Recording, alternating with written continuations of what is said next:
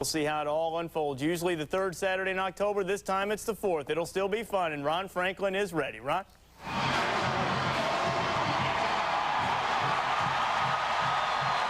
Thanks, Reese. Almost 108,000 people jam-packed into the stadium tonight to see this matchup between Tennessee and the Alabama Crimson Tide. And right now we're waiting as the tee has been split for the Tennessee football team to burst out of there. And here they come, led by Smokey.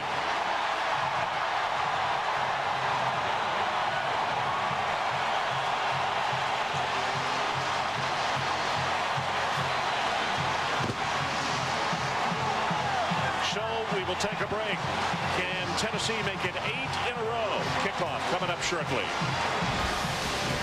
ESPN's College Football Saturday Night, presented by the United States Postal Service. Stamps. At supermarkets. Stamps. By phone. Stamps. Online.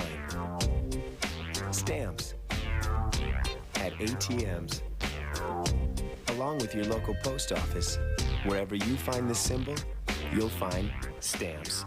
Conveniently located. Brought to you by the United States Postal Service. Red is the color of passion. My hot Magma Clipper cover is red. He's in the hot tub with a girl. And they're naked. You do the math. What does your phone say about you? It's the new Chicago Dish Pizza from Pizza Hut. The deepest pizza ever to hit your table. Filled to the brim with cheese, toppings, and finished right at your table with chunky marinara sauce and topped off with freshly grated cheese. So deep, you'll need a fork to eat it. The Chicago Dish Pizza, new at Pizza Hut.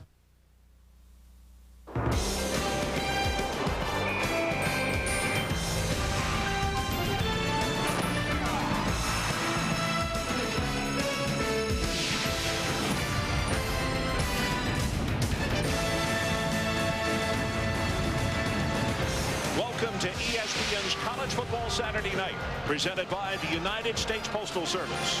Tonight, the Alabama Crimson Tide takes on the number 15th ranked Tennessee Volunteers. Well, here's the good news if you're a Volunteer fan. Casey Clausen, who has been out with an injured shoulder, has been cleared to start the ball game tonight.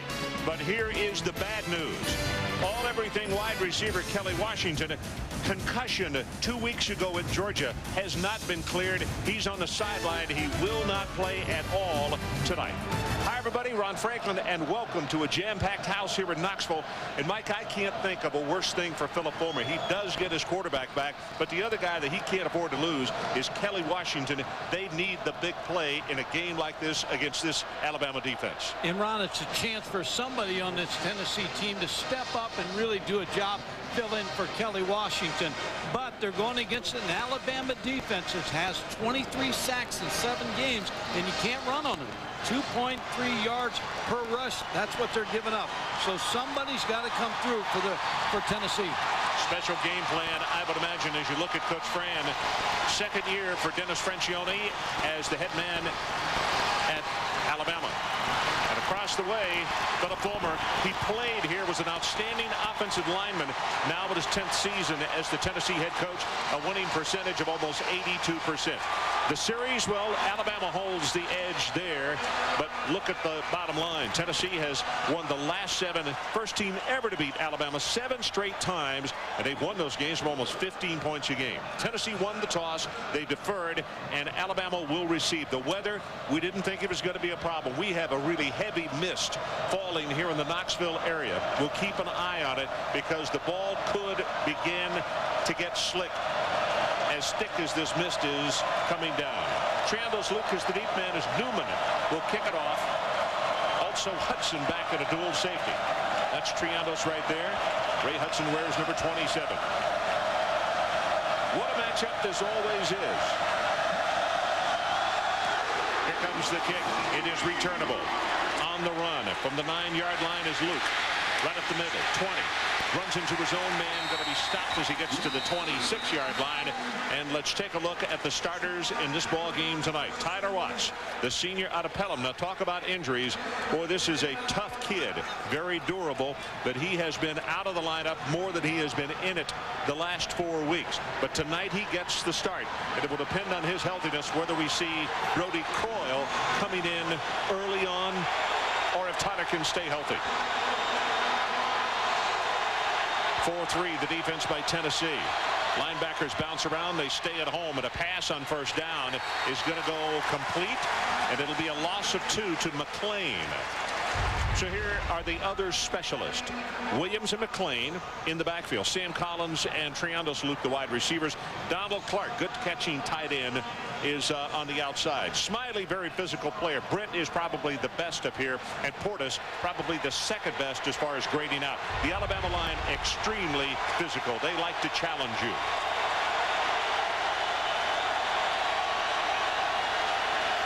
Collins in motion. And a handoff right at the middle. This is McLean, and he's going to be hit by a gang tackling defense, and there's nothing there as Whiteside and Peace come up to make the tackle. Defensively, strong group. Hand, Moore, Franklin, and Veal. Veal not playing 100%. He was a tackle. They moved him outside. The linebackers, you just saw Whiteside and Peace. Eddie Moore actually leads the Volunteers in tackles. And in the secondary, what an athlete. Julian Battle was the strong safety. They've moved him over to corner. Third down. Alabama needs to take it out to the 36-yard line. Blitz off the corner. Picked up. Now it breaks down, and Watts running for his life. He's going to be sacked. And a late flag has come in at the 16-yard line. Carlton Neal is the man who got through and made the tackle.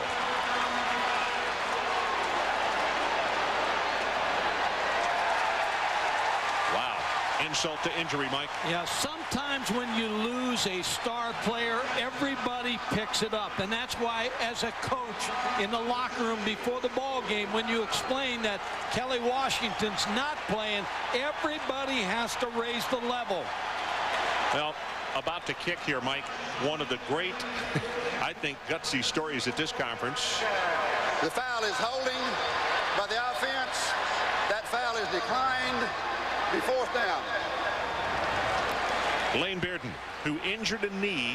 We televised the game over in Arkansas on a fake punt. It is the knee that he kicks with. You can see the brace on there. He's going to have ACL surgery.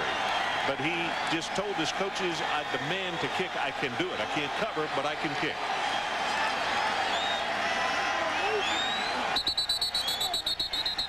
Now we got movement at the line of scrimmage, or did the play clock movement? Not a good start for Alabama. No. On the road, you don't need this non-cohesive start. No, and you got a Tennessee team that's reeling a little bit. Have an injury, but lost their last football game, so you got a chance to get this crowd out early. Philip Fulmer I think they may take this flag back. There's no foul. No foul. The movement was the upbacks getting in tighter, and that's why it's not a penalty. Lane Bearden, last week, he told the coaches, if we have a penalty on a kick, if I kick it once, I can't kick it twice. And his head coach just looked at him and said, okay. This week, he said he is stronger, and he could kick 2 in a row if they do get a penalty on this. And they're coming after him. Gets it away. Not real long, a wobbly spiral. Now takes a big Alabama bounce, and it will be touched dead at the 37-yard line. So let's look at the starters for the Tennessee Volunteers. Casey Clausen out of Northridge, California, is back. He has a huge harness underneath because that collarbone has got a slight fracture in it. And Mike, he told us on Thursday after practice, he can't throw the ball as hard because of the pain in there. Hurts his velocity.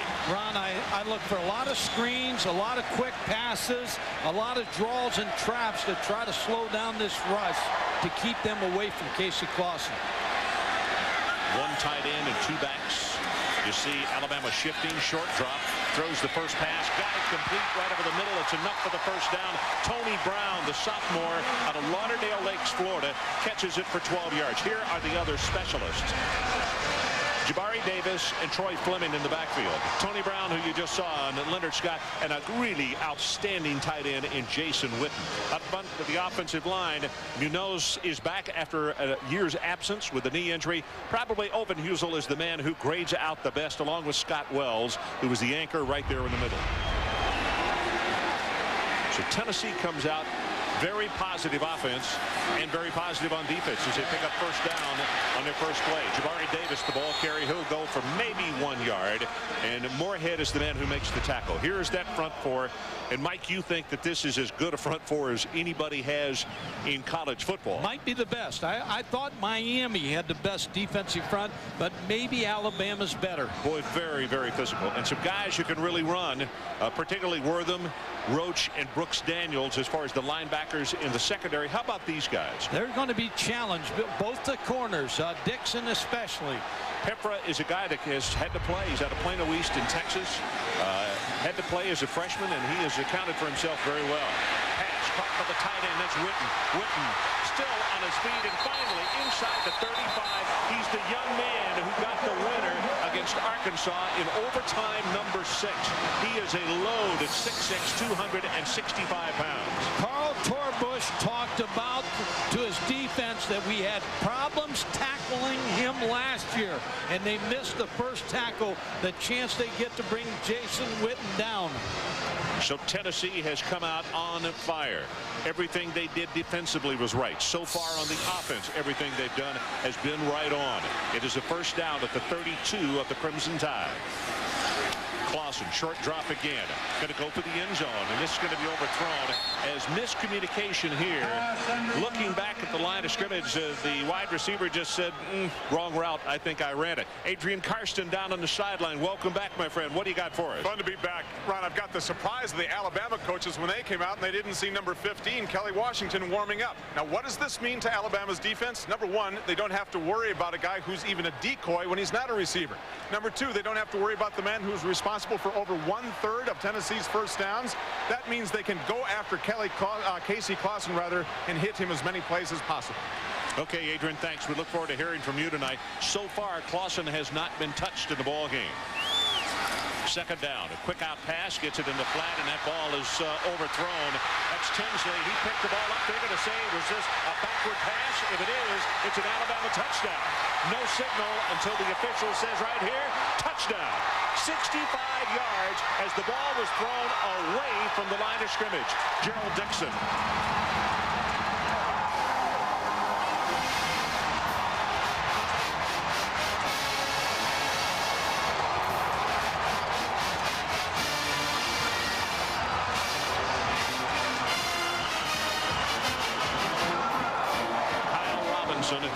Who was the new kicker last week on extra points, will come in to attempt the extra point here. He was perfect against Ole Miss, 6 of 6. The boos you just heard from the crowd up on the telescreen, the fans got to see it, and that kick right there, a mishandled snap, and he misses the kick wide to the right, and now here comes a flag in. Julian Battle came rushing in and may have hit the kicker. He did.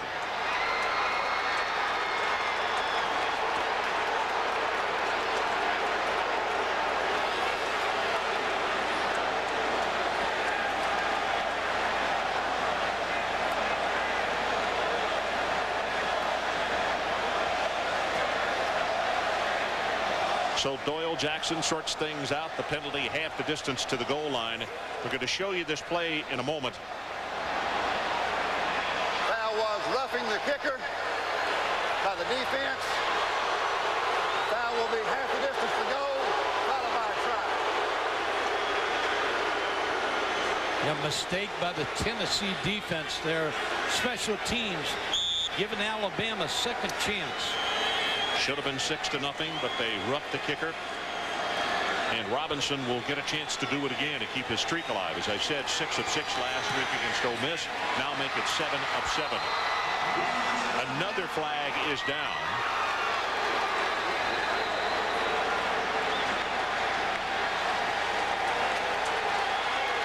By rule, that penalty is declined. Okay, Michael, this is close.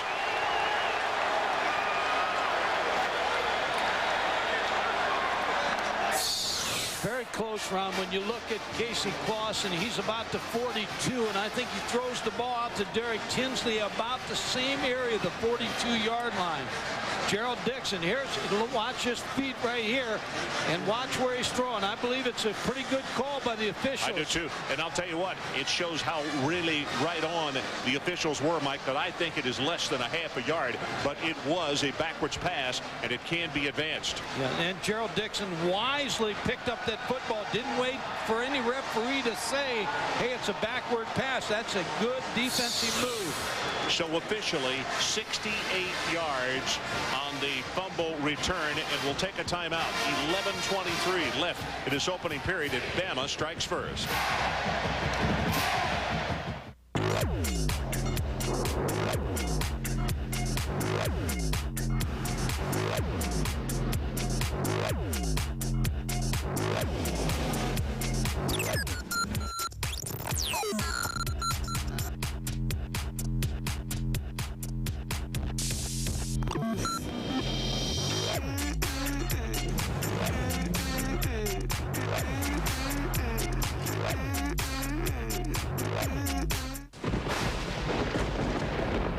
Why do men climb mountains?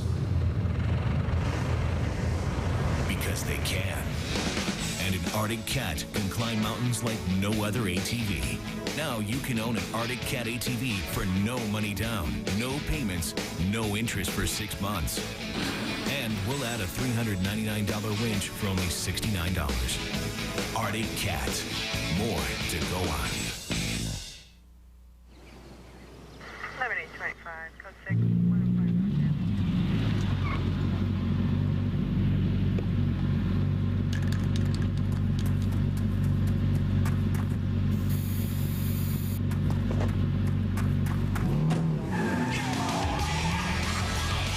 Just cut to the chase in the most wanted cars.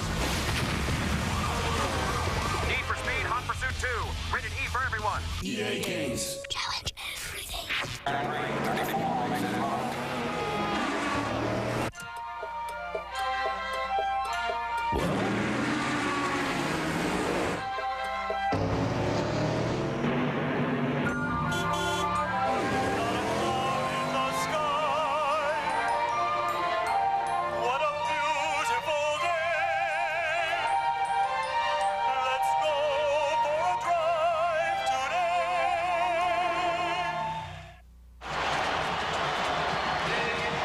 Ron, you talk about real close. Watch this. Casey Clausen, we're going to freeze when he throws the football. He's about the 42, just in front of the 42, and he's throwing out to Tinsley. And the ball, Tinsley's on the 42. So I 38, Mike. Yeah, at a 38-yard line. I think it's a good call. It's really close. Oh, it's literally by inches, but I agree with you. I think the pass went backwards. That is advanceable. And as you said, Dixon was very alert. He was very alert because he picked it up, so they blow the whistle. That's fine, but they didn't, and he took it 68 yards for a touchdown. Tennessee to that point had done everything almost perfect in this ball game, and now they find themselves down 7-0. This is Larkins on the return. Stop for a moment, tries to get it to the outside. Ball is loose, and it's recovered by Alabama. Or did he recover it out of bounds?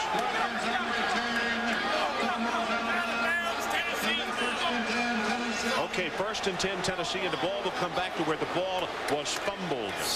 Wow. Corey Larkins is an Alabama native from Opelika, has been an Alabama fan. They expected him to have a big football game tonight against the Tide. Wanted to make something happen. Well, I'll tell you what, Phil Fulmer's heart already was going, I'm sure, 200 beats a moment. And when this happened right here,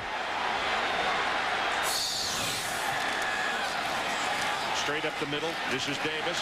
Going to have 5, 6, and 7, almost 8 yards gained on the play. And what Tennessee's got to do right now is, I know it's impossible to erase, but what they got to do right now is settle and do just what they were doing. I mean, they made a mistake on the play. And the one thing that I have to give Tinsley a little bit, not credit on, but on his behalf. With this mist falling, Mike, I think it's hard to see a ball that's thrown with a pretty good dispatch on it. Yeah, it's hard.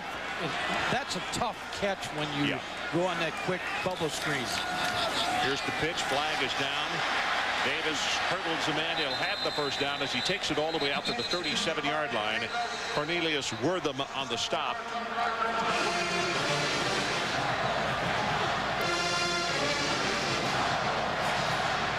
Offside defense.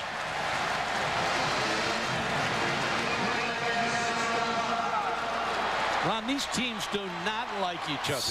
This is a big rivalry, and here Tony Brown takes a swing right off the bat against Bolden, Herschel Bolden, number 25. So they're getting after it pretty good. So no love between these two schools. Well, I don't think they will allow that to happen again, do you? I'm surprised it happened once. I am too. There was 2 penalties on that play. Yeah. And both of them could have sat down if the official really wanted to be harsh about it. What Tennessee has to do, first down's a big down for them. They got to be able to run the ball against this Alabama defense. Cedric Houston, who did not play against Arkansas when we were here last because of an injury to his finger. In the ballgame, Clausen gets this one away. Looking for Davis, and the ball is overthrown. And Adrian Karsten, let's check back with you. Tennessee receivers, obviously minus Washington, are complaining about seeing the ball for 2 reasons. The heavy mist, really not the rain, against the lights and against all the orange in the stadium as they run away from Casey Clausen.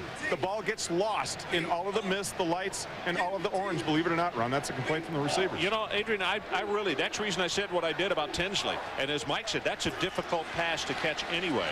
He had some pretty good zing on it. And that's one of the reasons the young man didn't handle it. That mist is pretty heavy. Witten is split out now. Trying to get linebacker coverage on him. They throw it, and it is complete to Witten. Charles Jones comes over to make the tackle. What Adrian talked about, if Washington's out, what does that allow Alabama to do? It allows Alabama to cover Witten a little bit easier. Now, they allow him the short catch. Charles Jones makes the tackle. But Witten now, all of a sudden, all week you plan on double coverage against Kelly Washington. Now you put it on number 1, Jason Witten. You know, he told us on Thursday afternoon after practice, he hoped that they doubled Kelly all night long so that he would get single up coverage.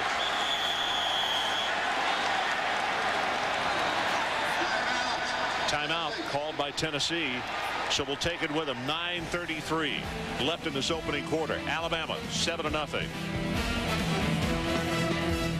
Every Saturday, I get together and play football with the guys. But this Saturday, I had to take a timeout. Hey, Steve, you okay? It's my throat. It's all dry. Hey, mine too. I think I got just what you guys need. Come on. It was a good thing Brad was there. He explained that we were thirsty, and he gave us ice-cold Bud Lights. He told us that by drinking the Bud Light, parched feeling would go away. You know what? He was right. For the great taste that won't fill you up and never lets you down, make it a Bud Light.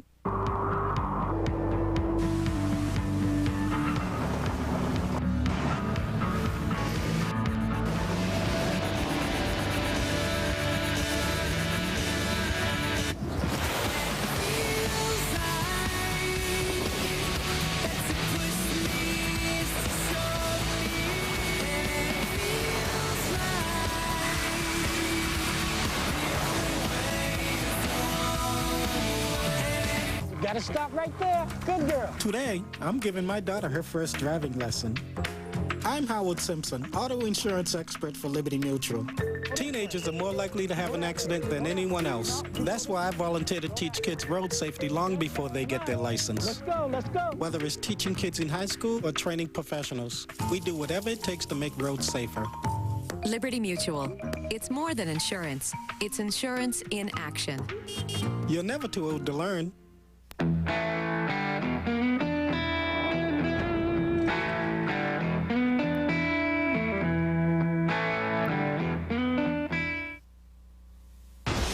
ESPN's College Football Saturday Night, presented by the United States Postal Service. Brought to you by Bud Light. For the great taste that won't fill you up and never lets you down, make it a Bud Light. And by Hummer. Check out the new H2 at Hummer.com. Hummer, like nothing else. Well, we We are back. It is third down, and the line to make is the 47.5-yard line. James Banks, who played quarterback against Georgia. He is the number 2 quarterback. He is in at wide receiver. Split down to the bottom of your screen. One of the 2 receivers down there.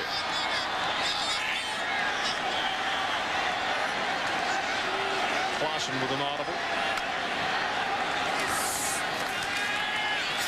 Gets this pass away, and again, miscommunication between quarterback and wide receiver. James Banks is the man that the pass was intended for. Here's the problem, Ron. When you're a quarterback and your wide receiver, you split your time during the week in practice.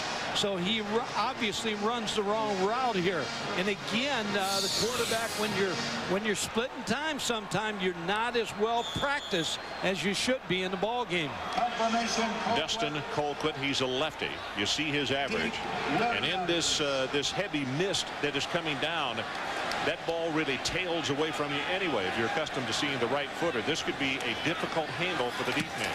Here's his kick. Wobbly spiral. It is caught. 18-20, and Williams is going to be tackled at the 22. 39 yards in the kick and 3 on the return. And Reese Davis, let's check with you.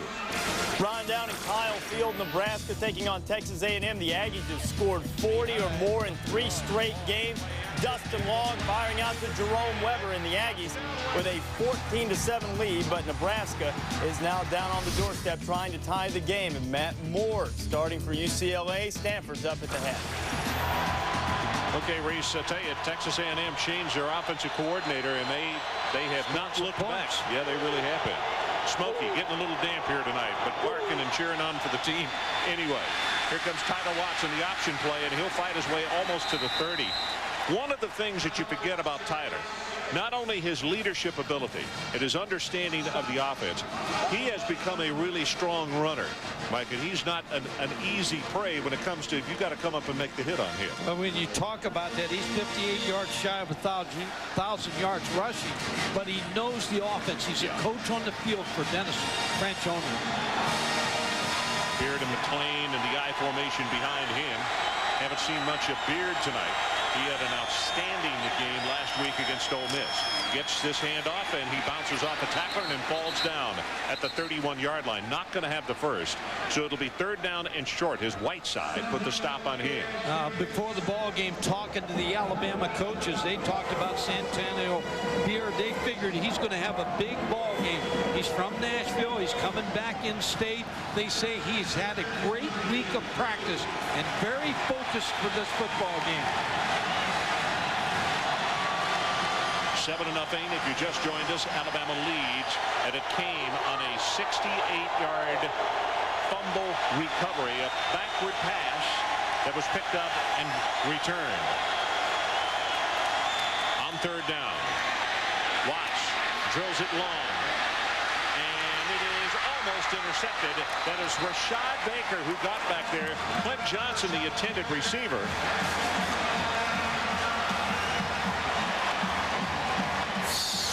So again, a good sequence by John Chavis's defense. They're keeping them in this football game. Almost the interception right there.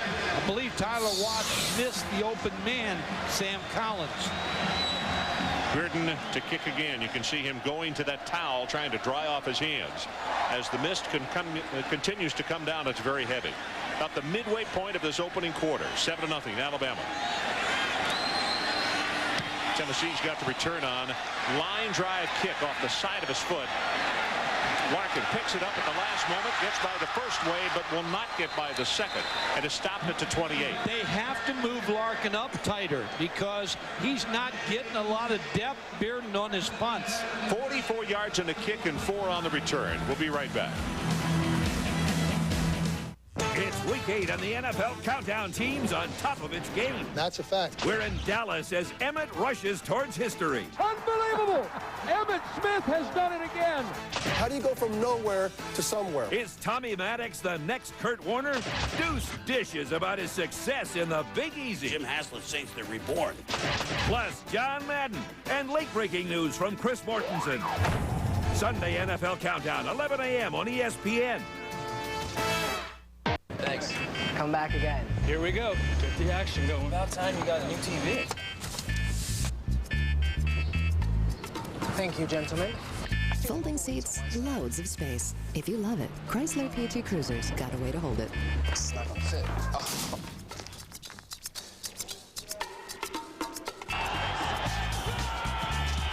Now qualified lessees can lease this 2003 PT Cruiser starting at $199 a month.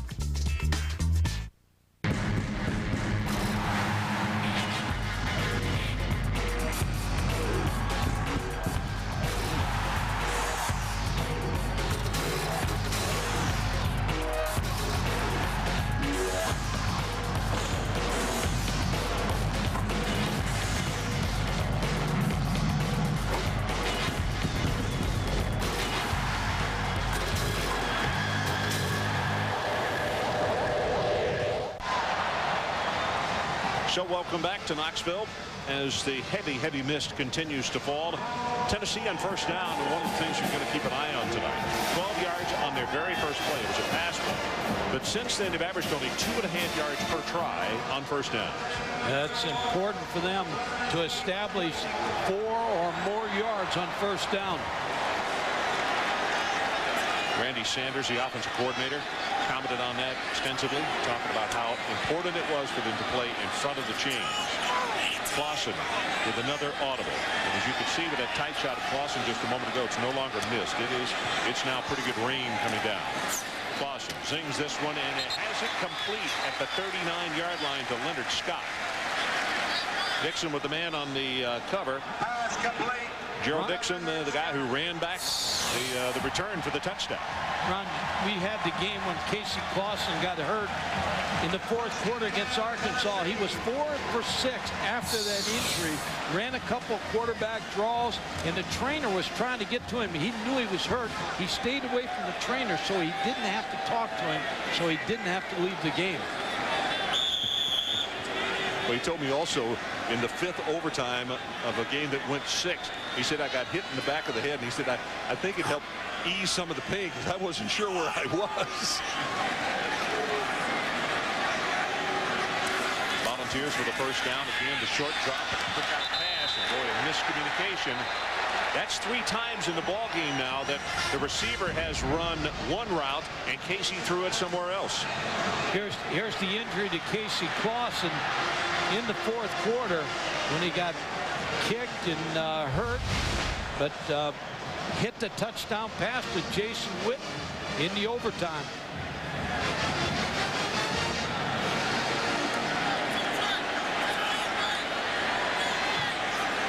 Jonathan Wade is the man who was at the bottom of your screen. Pitch back to Davis, fumbles the ball, dribbles it once, then gets on it at the 35-yard line. Go back to what you just said, 3 busted routes. When your quarterback's hurt and he doesn't practice all the time, that's what happens. And here's another example of pitch out to Jabari Davis and gets fumbled, and they're just not clicking. 3 fumbles so far against Tennessee. Very fortunate that Disaster has not struck. They had Disaster strike on the backward pass that was advanced.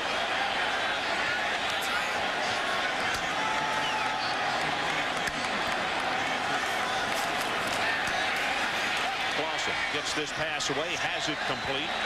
That's to Jomo Fagan. And he takes it out to the 43-yard line. Some groans from the crowd, but I'll tell you, he talked about it the other day, and he is not a complainer. He wants to be in this football game. But he even said that when he has to reach across his body on one of those long reach kind of plays, he said, Mike, it's really sometimes excruciating pain, more so than when he throws. But you can tell his velocity is off. Not getting a lot of help either out of his receivers on the routes. So it's 4th down, and again, Colquitt comes in to kick. Much better one this time. High hanging spiral. Inside the 10-yard line is Williams. Shad Williams gets by the first wave, and here comes a late flag in as he'll be stopped at the 14. 48 on the punt, 6 on the return. Well, that's a block in the back or something similar. Alabama's going to scrimmage from very deep in their own territory. That's what it's going to be. Doyle Jackson with the call. It's Sunday Night Football on ESPN at 8:30 Eastern. Coverage begins with NFL Primetime, presented by Miller Lite at 7:30. It's the Indianapolis Colts and the Washington Redskins. Manning against Spurrier, an old-time college rivalry renewed. Will Peyton finally knock off Steve? Don't miss Sunday Night NFL beginning at 7:30. Well, Peyton's going to have the benefit of a good running game. Washington Redskins have given up a lot of yards to the run. Well, the crowd in the end zone to our left, which is the north end zone, really trying to make a lot of racket, so Tyler Watts has problems. Play action, drop the football. Now is just going to try to get what he can, and there is an example. They're trying the ball after every snap, but that thing is really getting slick. Reese Davis, let's go back to you. All right, Ron, Nebraska has lost 5 straight games away from Lincoln. A&M up on the Cornhuskers 14-7. Jamal Lord making a play in a passing game, hitting Wilson Thomas, who gets it down deep in Aggie land. David Horn catches him with a touchdown. We're tied up at 14. And Michigan State, remember, no Jeff Smoker. He's suspended. Wisconsin's laying the wood in the first half. Wood being laid there and an egg being laid. Second down. They need to take it all the way out to the 18-yard line from a shotgun as Watts drills this one out in the flat. What a defensive play. Clint Johnson made the catch, and as soon as he got it, Rashad Baker was just all over him. That is excellent work. Tennessee's defense got to make a play here, Ron, to stop Alabama, to give the offense, which is struggling, good field position. Les Koenning, the offensive coordinator for the Alabama Crimson Tide, said one of his concerns in this ball game, kids trying to do too much because it's a big ball game. Just do what you are supposed to do and carry out your assignments, he said. From the shotgun and third down. Right over the middle, got a man, and he overthrew him. Oh, my goodness, Fulgham. If he could have dropped that one in, there was a defensive back that was deeper than Fulgham, but that would have gone for huge yards. Ball a little too high, took off on Tyler Watts. Maybe the wet ball. Fulgham's open, but the ball clearly overthrown.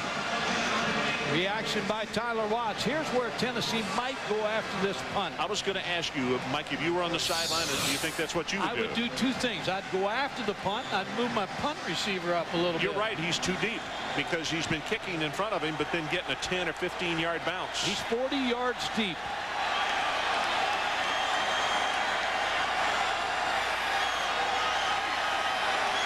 Gets a good pass. Boy, they got pressure on him very high. And it's going to be Mott. Balls is turned over, and Alabama has it at the 47-yard line.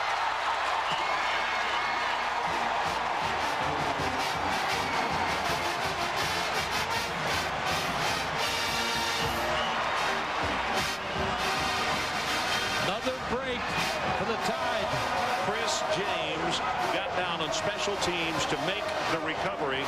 So, boy, what an example of a guy who is playing hurt. Bearden got that ball very, very high. Corey Larkins again, the Alabama native who's trying to play the game of his life tonight. Alabama fan, he wants it badly, but a mistake. 3:53 left to play in the opening quarter.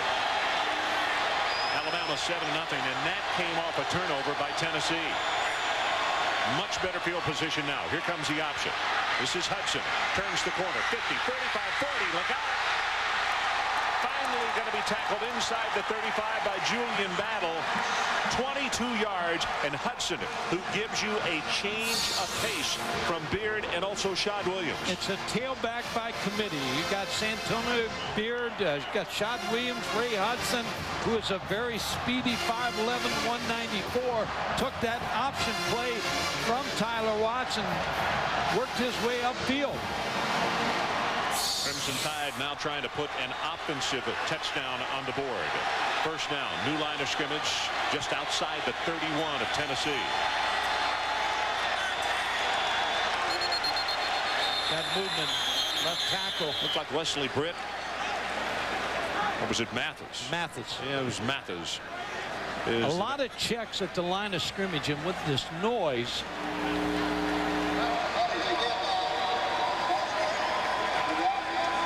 Ron, it makes it difficult to make the checks because all of a sudden the tackle hears something and he starts to move. Here Tyler Watts is changing the play and all of a sudden he moves. And of course everybody points to you when you move and the flag comes in. It was Carlton Neal who was doing the pointing, number 46. He was injured in the Arkansas game. He is back as well, obviously. Under 3 minutes to play. Handoff breaks it to the outside. 30, 25, and Santonio Beard will take that very close to the first down at the 23-yard line before Baker knocked him out. 13-yard gain. What makes this play, Ron, is the first contact. Santonio Beard with a great stiff arm to get to the outside, and then he gets a good block from his wide receiver, Beard. Santonio Beard had an outstanding game last week against Ole Miss, scored the first 2 touchdowns of the afternoon against the Rebels. As I had mentioned just a moment ago, they had not given it to him a lot prior to this drive right here. But he just showed you what he can do. Running play straight ahead. They're going to have the first down. Ray Hudson as they get a little 1-2 punch here. First they go with Beard, who is the big back, and then Hudson, who was only 194. Rashad Moore made the stop, but they'll move the chains again. And John Chavis's defense has to come on the field when the punt was fumbled, and all of a sudden you're back in the mode of Alabama trying to score on you. You got to come up with a big play. One of the most underrated defensive coordinators in the country. John does a good job.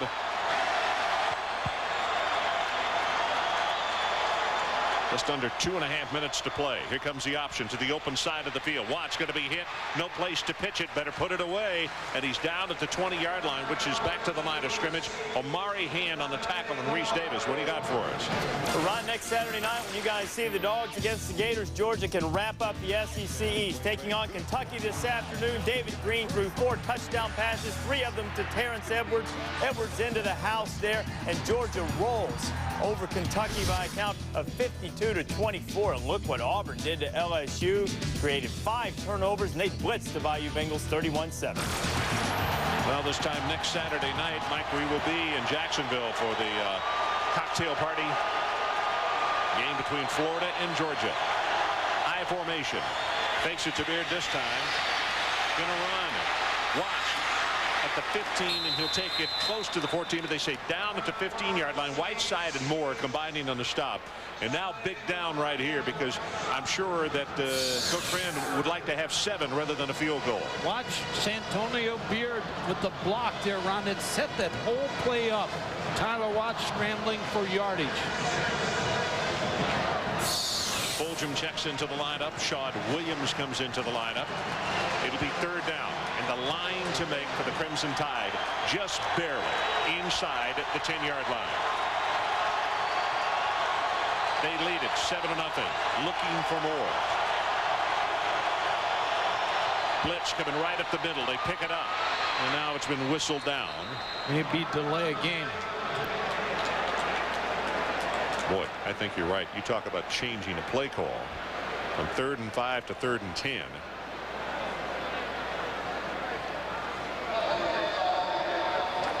You know, I don't know if it's because offenses have become so complex or what.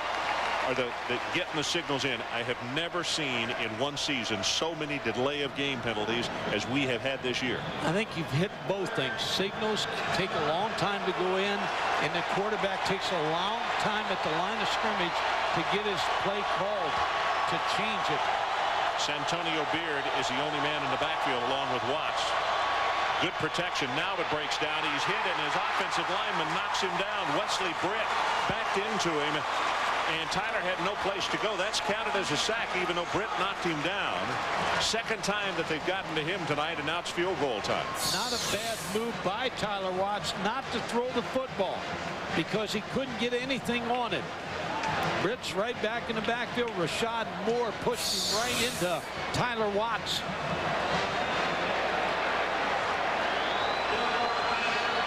So Kyle Robinson will attempt a field goal. And that's going to be the end of the first quarter, so we'll have an opportunity to think about it. Timeout on the field. Alabama 7, Tennessee nothing, and a long field goal attempt when we come back. Big Borrow and Deal, the new hit series from ESPN, Tuesday at 8.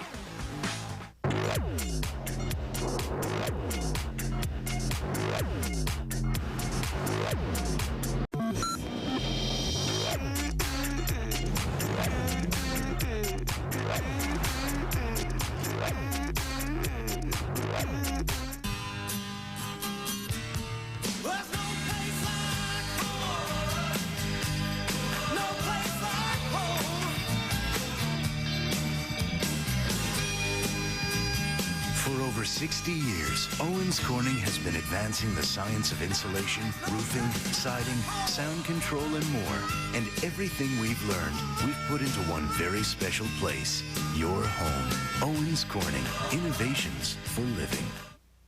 You've got mail. Know what you call someone who pays double for internet access? An AOL user. You've got a choice. There's only one internet. Why pay double to get it? NetZero gives you the internet for less than half the price of AOL. Only $9.95 a month. And you can download NetZero in just 2 minutes. NetZero. Get the access without the excess. Call 877 only $9.95 or visit netzero.com.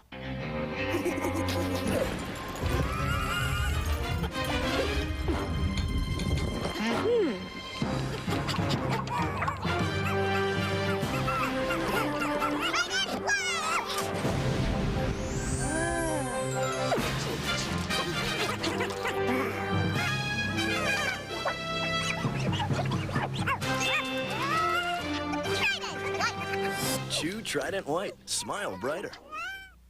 Jim! Hey, Mikey. There's our TV. 57-inch widescreen. Looks even better than last week. Can we take it home this time? Therein lies the problem, Peter. The minute we take it home, I'm going to see it on sale. You know, with Circuit City's Price Match Plus, you don't have to worry about that. Huh. Don't worry, take it home. Because if you find a lower price within 30 days of purchase, we'll give you back 110% of the price difference. Circuit City, we're with you. Does this mean my video game system can come home too? 7-0. Alabama leads it as we head into the second quarter. In this field goal attempt, Sam Collins is the holder. Nick Ridings is the long snapper. You can see Robinson, he has never attempted a field goal in college. This is a formidable task right here. An effort of 46 yards. 7 of 7 on extra points, but never a field goal attempt. Let's see how he does. Good pass, and his kick is short and to the left. He won't remember his first one. Well, he might remember it more than you think. I'd forget it. A little sigh of relief as far as the Volunteers are concerned, and particularly the young man who turned the ball over. Here's one more look at it. This doesn't follow through.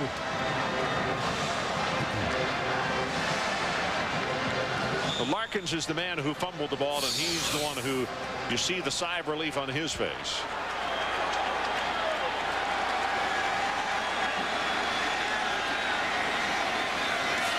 On the 29, pressure right up the middle. This is Fleming, and he will take it just over the 30-yard line. Let's take a look at the 1-800-CALL-AT game track. Bama scores in a backward pass picked up. Dixon takes it 68 yards for the score. Then the ball is fumbled here by Jabari Davis. The fumble here by Larkins. The wet football has really caused problems for the Volunteers. And quite frankly, Mike, they are fortunate they're only down 7-0. Yeah, 4 fumbles, two that they gave up, turnovers, and still 7-0 down. You take that. James Banks is in the ballgame. He is the backup quarterback.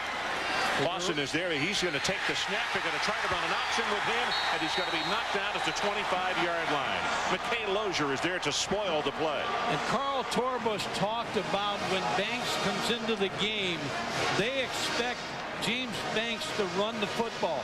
So they play run all the way. A missed block by Troy Fleming on Lozier. Well, as the night goes on, we'll talk more about James. What an outstanding athlete. Not only heavily recruited in football, but also heavily recruited in basketball. But he's only going to play football here at Tennessee. Third down and very long. They need the 39. Straight up the middle with Tinsley. Tinsley will take it out of the 30. And it improves their punting position anyway as Brooks Daniels makes the stop. People are booing, but I know what's going through Philip Fulmer's mind right now. His defense is playing well. Don't give up another turnover. Your point is so well taken, because just as Tennessee has fumbled the ball 4 times, who's to say that Alabama can't turn it over here in the second quarter? Colquitt, his longest on the evening, 48 yards. It's Shad Williams, the deep man. Boy, this is a dandy kick. Wow. Williams having to back up. It's over his head at the 10, and it'll go out of bounds at the 6.5-yard line. How about that? Whoa, 63 yards. From boos to cheers for the decision. They change quickly. So let's take a timeout. 12:38 left until halftime. It remains tied 7-0.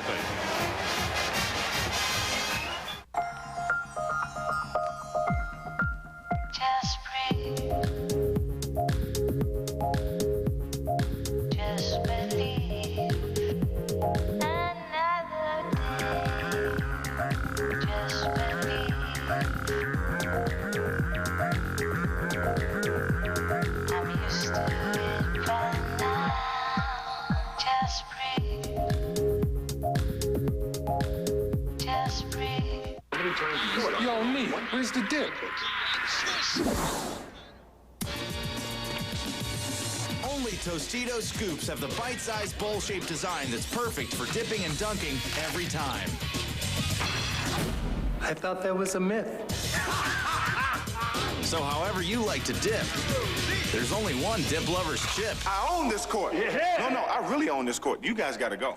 Tostitos Scoops, the Dip Lovers chip. Hey, hand me that there, wrench? Yeah. Oh. What do you think? I got that insurance or something? What? It puts money in your wallet in case you're like flat on your back. Never heard of it. Well, you can get it at work. Get what?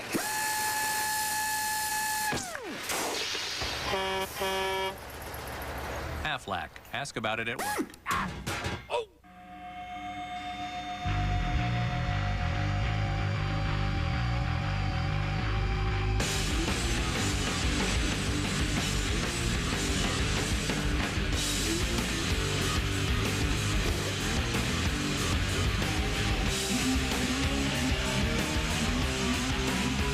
Of all the ovals in racing, only one helps you get to the finish line.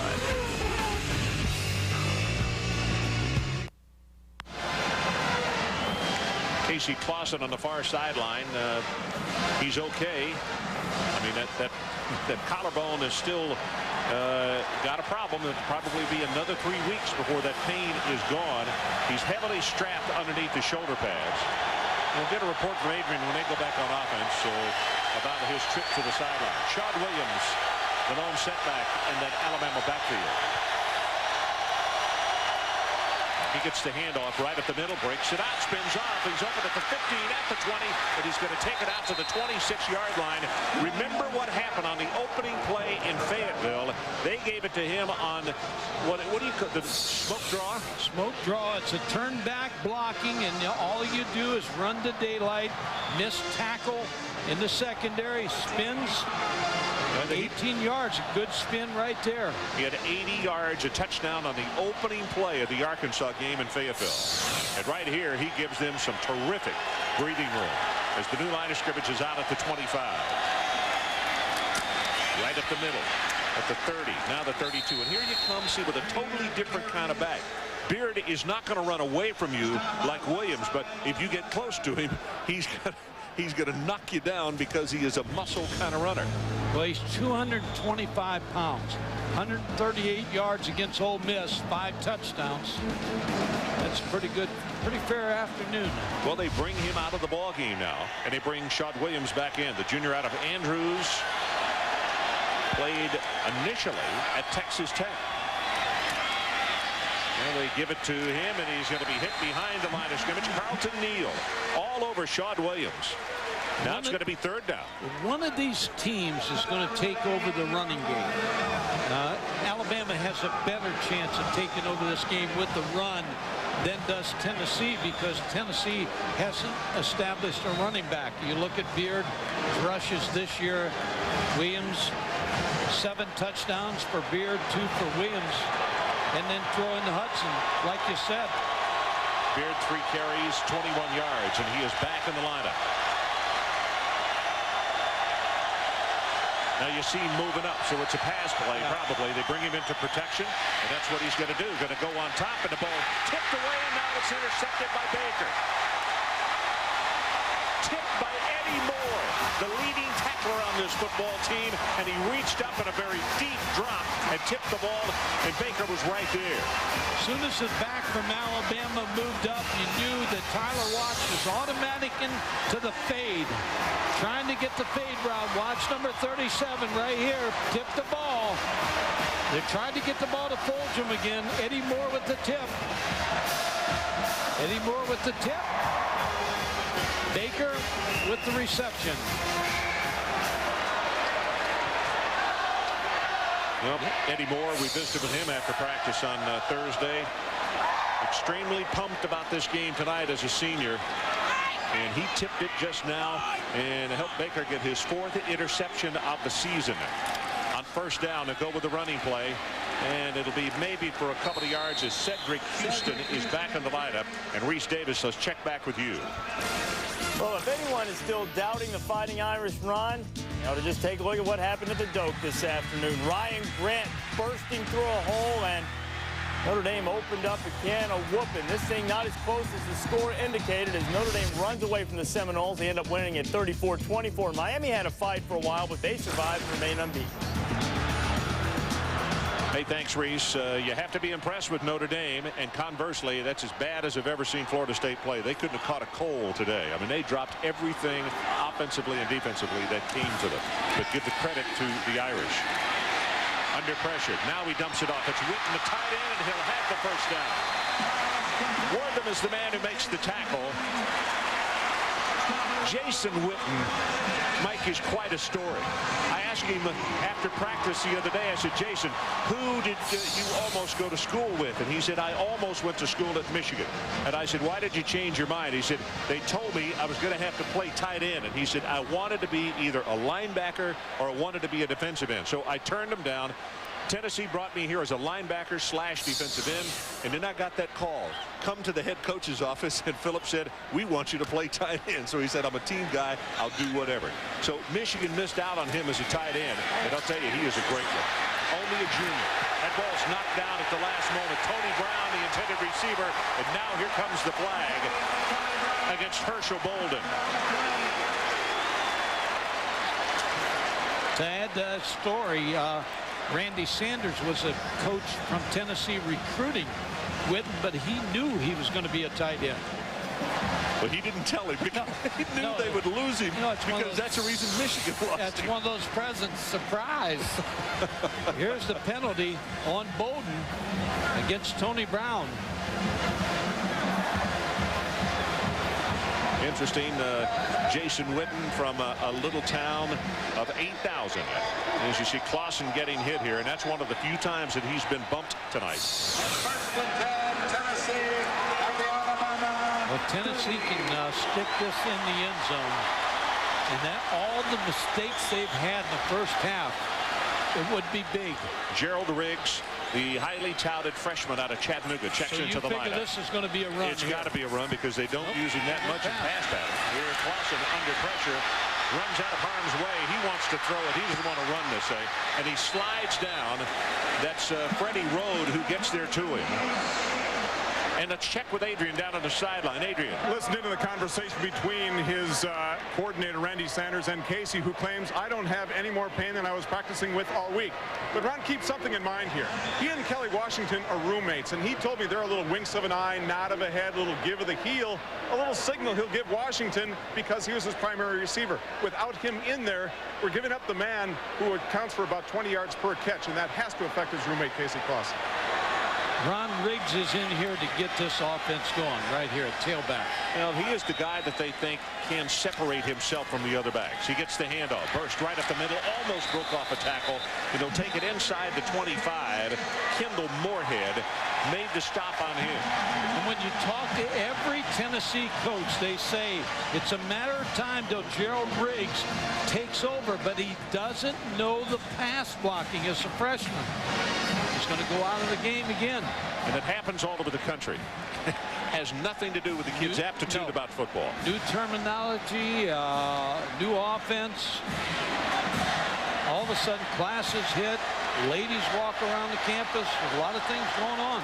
Deepest drive by Tennessee tonight as they scrimmage with a 3rd down, and they need to take it to the 20-yard line. From the shotgun, good protection. Here's the pass, and he's got it complete. Diving catch by Tony Brown.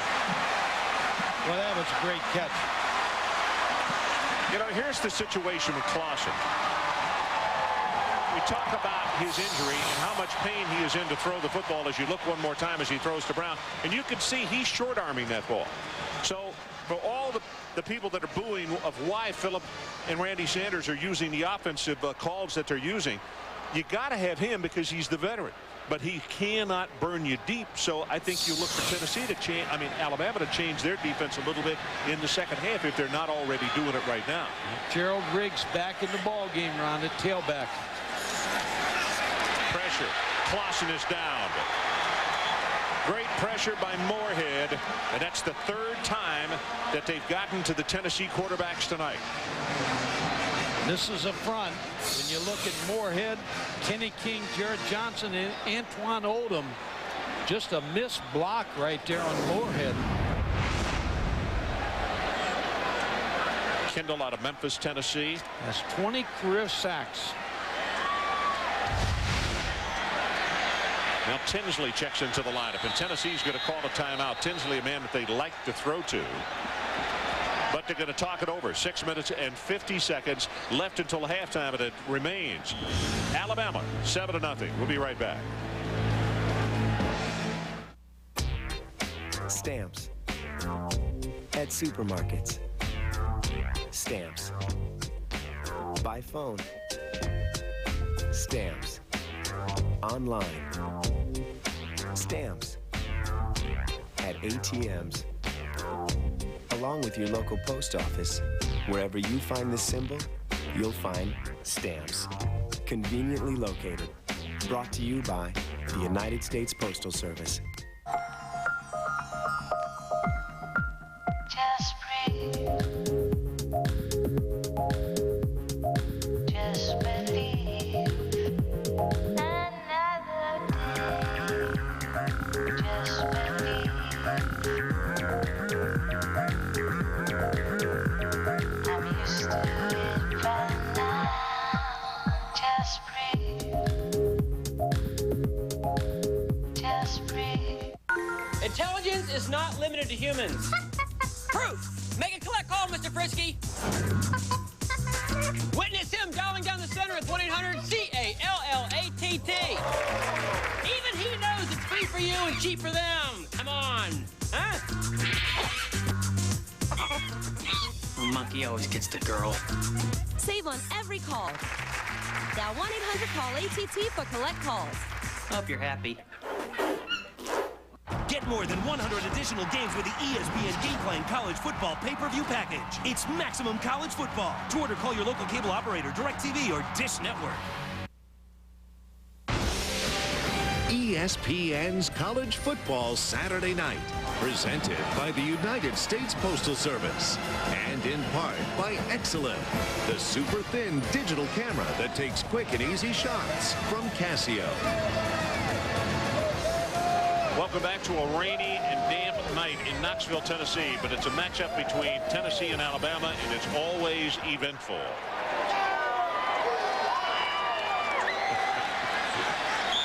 You see, the bum weather has not affected everybody. They come out wearing their colors and they make a lot of noise. 2nd down and 18.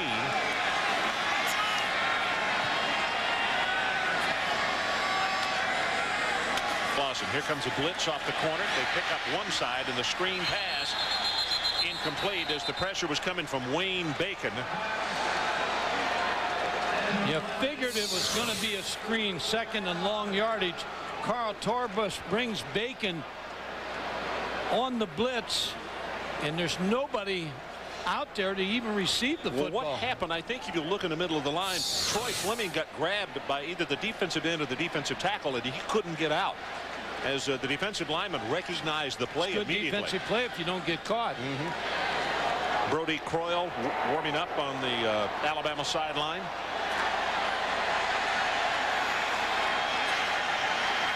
It's Tony Brown in motion, but they go with the draw play, and Tinsley, nothing. Hit immediately by Jarrett Johnson. I think he fumbled the football, too.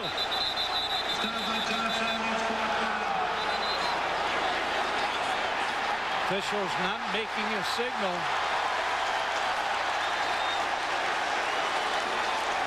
Now they say it's Alabama football. 5 fumbles, Tennessee. 3 have been recovered by Alabama.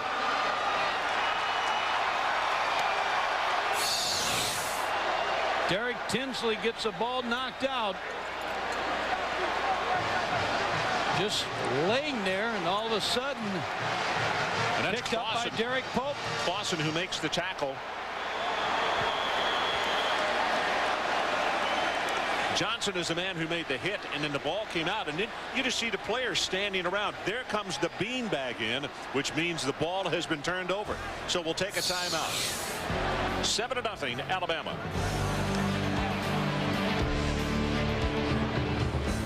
I'm Max Kellerman. I want to tell you about my new show. The idea is simple. People here think the people here don't know anything about sports. Around the Horn is going to bring sports experts together, and I'm keeping score. Around the Horn, weekdays at 5 Eastern on ESPN.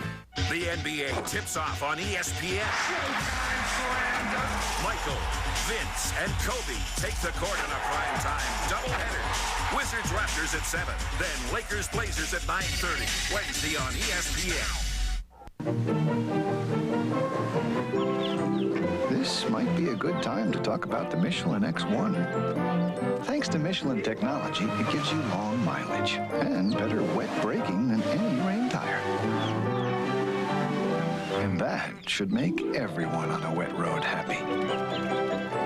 Hi, this is Bert at Bert Brooks Tire, inviting you to Bert Brooks Tire for the best service and prices in Rome, Georgia.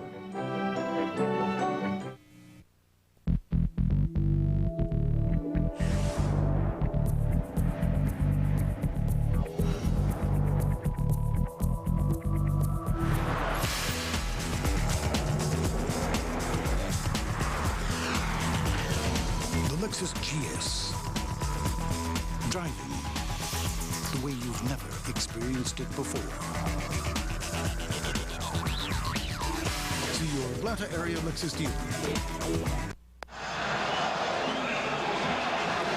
So Tinsley with the fumble, and we got a better angle, Mike, and let's talk about the turnover. Good call by the officials here. Derek Tinsley, you're going to see the ball pop out now. It's right there, popped out. Now the official sees that, but the players don't see it. All of a sudden the ball squirts out. Nobody knows where it's at. Pope picks it up alertly. So Pope makes the recovery. Third time that the ball has been lost by Tennessee tonight. And Brody Croyle comes in at quarterback. Spins out, throws the pass, Collins complete. And he'll take it around the 30. Ball is loose, picked up by Tennessee. It's a turnover, and the Tennessee Volunteers will get it right back inside the 25-yard line. Julian Battle with a big play for Tennessee.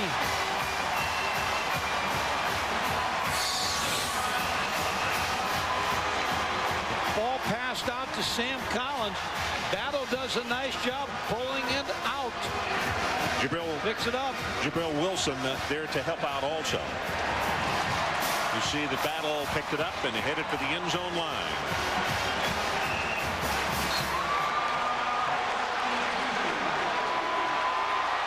Well, both teams giving each other a chance.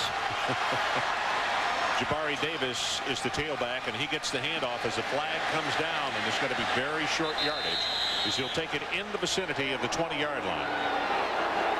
Hard to run against this Alabama defense.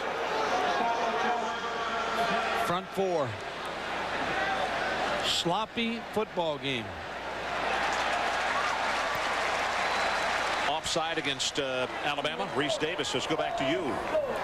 All right, Ron, down at Kyle Field, Nebraska and Texas A&M locked up at 14 in the second quarter. Dustin Long continues to put up points for that Aggie offense, finding the senior tight end Greg Porter for the touchdown, and A&M's up 21-14 about to start the third quarter, and Stanford clinging to that 2-point lead over the Bruins in the third.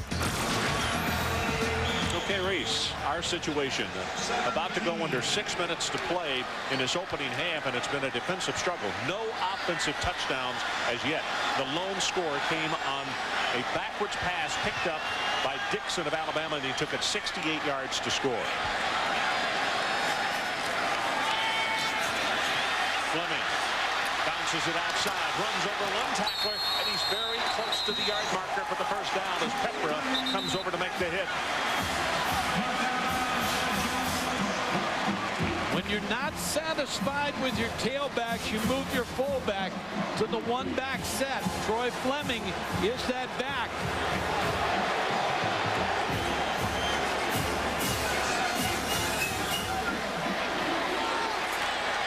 Tennessee's offense, 13 yards tonight. That's the rushing offense, not total offense, obviously. Gerald Riggs, the freshman out of Chattanooga, comes back into the lineup. Second down and very short. Clausen takes this one from under center. You see him just pitch it back to Riggs and is knocked out of bounds. He's close to the first down. I can't tell. Wayne Bacon and Wortham out there to make the stop. Mike, on this play right here, Casey couldn't get out there, and that might be that reach that we were talking about, or Riggs was a little far away from him. I think Riggs was a far away, and he couldn't hand the ball off to him, so he just pitches it underhand to him. Didn't look good, but picked up the yardage. So it is a first down, and Witten and McClure, the two tight ends in the ball game.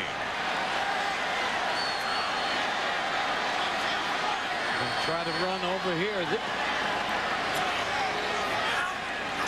Witten in motion. We'll go with the running play, and that's Troy Fleming. He's going to take it for 3, maybe 4 yards. Ahmad Childers making a stop for the Crimson Tide. Ron, what Tennessee's trying to do with two tight ends, and especially Jason Witten, is get them both on the same side to be a lead blocker for Troy Fleming. Had success on the left side, not too much success on that side. So Fleming is in the backfield. Jabari Davis is in the backfield. Keep an eye on the big fellow, Jason Witten, number 1.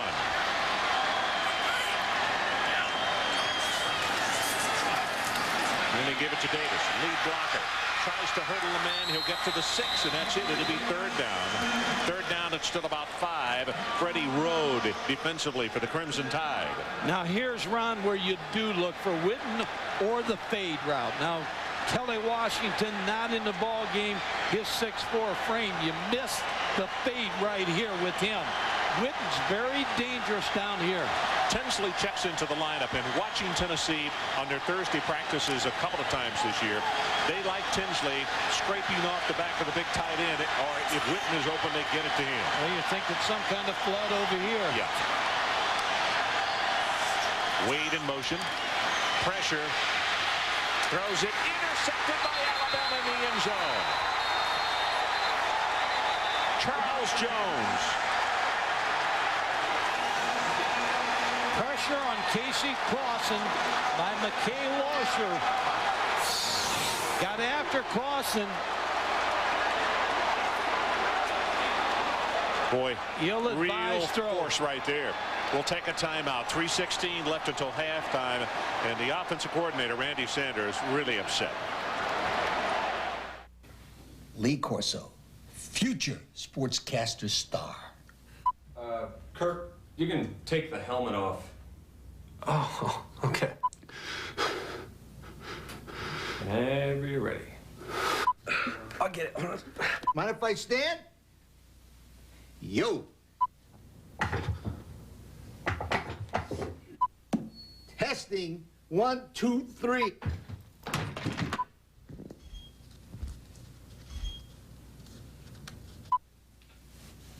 You guys getting this, or what? Send in your 1-minute audition tape to the Discover card gets you on Game Day Challenge. If you win, you'll appear on College Game Day and go to the BCS National Championship. Visit your local Best Buy for details. And when you're at Best Buy, use your Discover card. You'll earn a cashback bonus award and automatically be entered for a chance to win college football and home entertainment prizes. Just another way it pays to discover. Last year, one series rewrote every rule of television suspense. Who are you working for? This season, 24 will break them completely. This cannot leak out to the public. No! Are you out of your mind? You need to get out of Los Angeles now. Kiefer Sutherland, 24, the season premiere. Presented without commercial interruption by Ford. Next week on Fox. So tonight's Aflac trivia question. Who was the last SEC player not from the University of Alabama to score 5 touchdowns in a game? Answer, have it a little bit later on. Brody Croyle at quarterback. Santonio Beard is the man who was set 7 yards behind him. Collins in motion. Here comes the option. Oh, they are all over this. Immediately, Omari Hand comes across and just makes that one. We're not doing that stuff. Omari Hand, one of 3 team captains on this football team, leading this defense. They're trying to make a play because both defenses, Alabama and Tennessee, have controlled this football game. What total yards in this thing? Alabama 61, and they lost yards on that one. Tennessee with 91. These defenses above and beyond as far as the call of duty tonight. Here comes the blitz off the corner. It's Moore. Flushes him out of the pocket. Drills the pass and has it complete at the 27 to Luke. And he will fight his way out over the 30-yard line. And because of that second effort, he got a first down. Neal on the tackle, gain of 14. Alabama on this play may have got away with a hold. You're going to see number 31, Greg McLean, pushing the defensive end. Well, it's Eddie Moore actually coming from that. Yeah, with a linebacker with his left hand, and the official where he was standing over here couldn't see it. So it's another Alabama first down. Croyle straight ahead with the handoff, and it's Beard trying to just move the pile, and he will. They push to the 34. Kenyon Whiteside defensively. You see, we're about to go under 2 minutes left until halftime. Mike, at halftime, adjustments by both teams. What would you think the conversations would be? Boy, with Tennessee is trying to find a way to get a running game. With Alabama, I think they've got to be able to throw the ball a little bit better than they've thrown in the first half. They've got some things. They get some big plays with throwback plays to the tight end and wide receivers. We haven't seen much of that in the first half.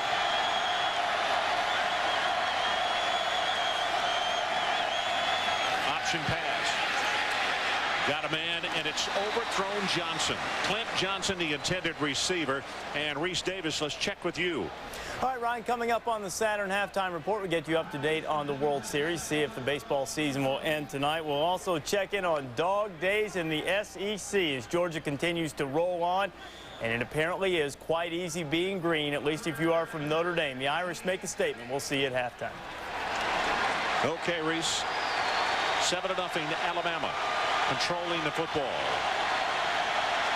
And I think Coach Francione would just want to make sure they don't turn it over. Love to have a first down, but if they don't, this pass got him complete, and he's got the first down and a whole lot more to Fletcher. Fletcher, 25, 20, 15, first and goal, Alabama inside the 10-yard line. Greer finally caught him after a 56-yard gain. Zach Fletcher is on the receiving end of a bullet from Brody Croyle. This is a well-thrown football against Jabari Greer. And then the yardage after the catch. Then Zach Fletcher knows they're going to catch him. He double clutches the football not to get stripped. Now, from where they have spotted him, actually it's not inside the 10, it is on the 10. So it would appear that by inches they might be able to pick up the first down, although the chains have not been set. Now they say first and goal. Option play. Beard turns it up at the 5, and he will score. Santonio Beard from 10 yards out. Justin Smiley, the left guard, with a really good block on the play.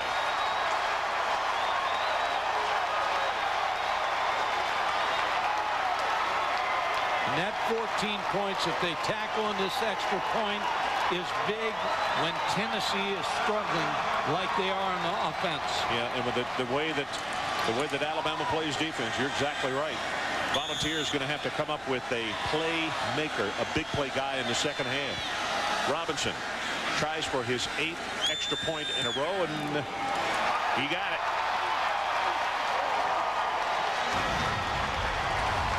So we'll take a break as you look at Beard from 10 yards out. He makes it 14-0. We'll take a timeout. 52 seconds left until halftime. A great university is built on partnerships.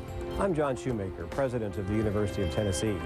We're proud to be partners with St. Jude Children's Research Hospital, helping to find cures for childhood diseases. We're proud to partner with Battelle in managing the Oak Ridge National Laboratory.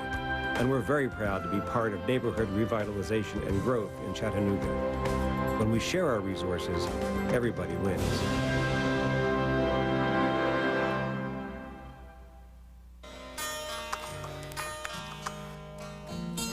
I want to be a computer scientist. Helping young people realize their dreams. An astronaut.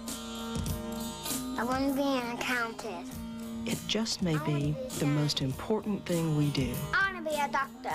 The University of Alabama. I want to play for Chips and Ties. Dream a little, breathe a little.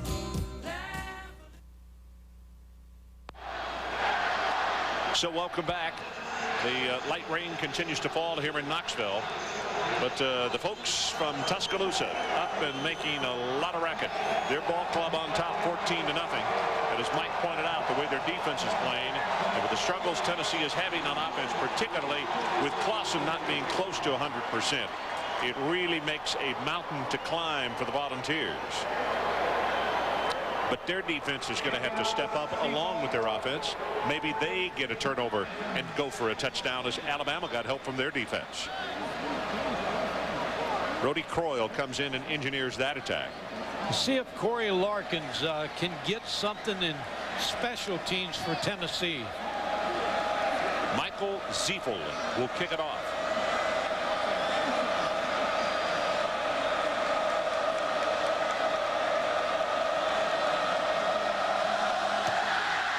And it's going to be a pooch kick. Going to be taken at the 18-yard line. 30, 35, 40. Ziefel's the only man who can get him. And it's Jones. Jones trying to get a block. 15, 10, 5. Touchdown, Tennessee. 87 yards. Mark Jones.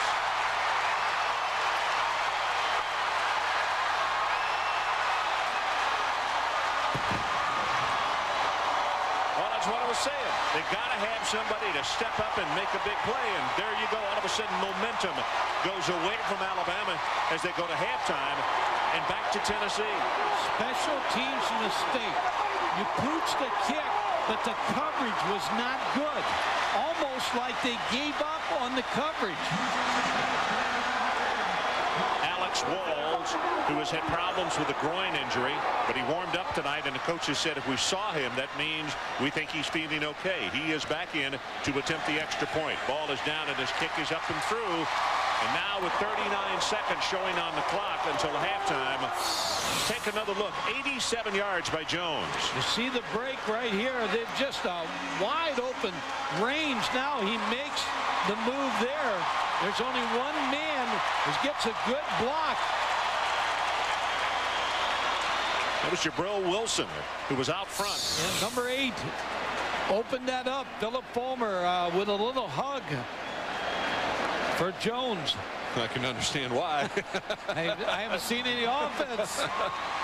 Well, the answer to tonight's Aflac trivia question, who was the last SEC player not from the University of Alabama to score 5 touchdowns in a ball game? And that answer is Kevin Falk against Kentucky, 1997. And Santonio Beard last week against Ole Miss had 5. Boy, a big mistake by Alabama on kick coverage teams.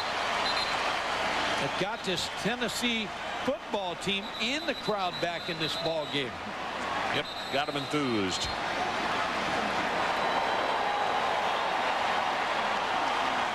This time next Saturday night, a reminder, Mike and Adrian and I will be down in Jacksonville for the annual cocktail party. The matchup between the Florida Gators and the Georgia Bulldogs, who, of course, are still undefeated.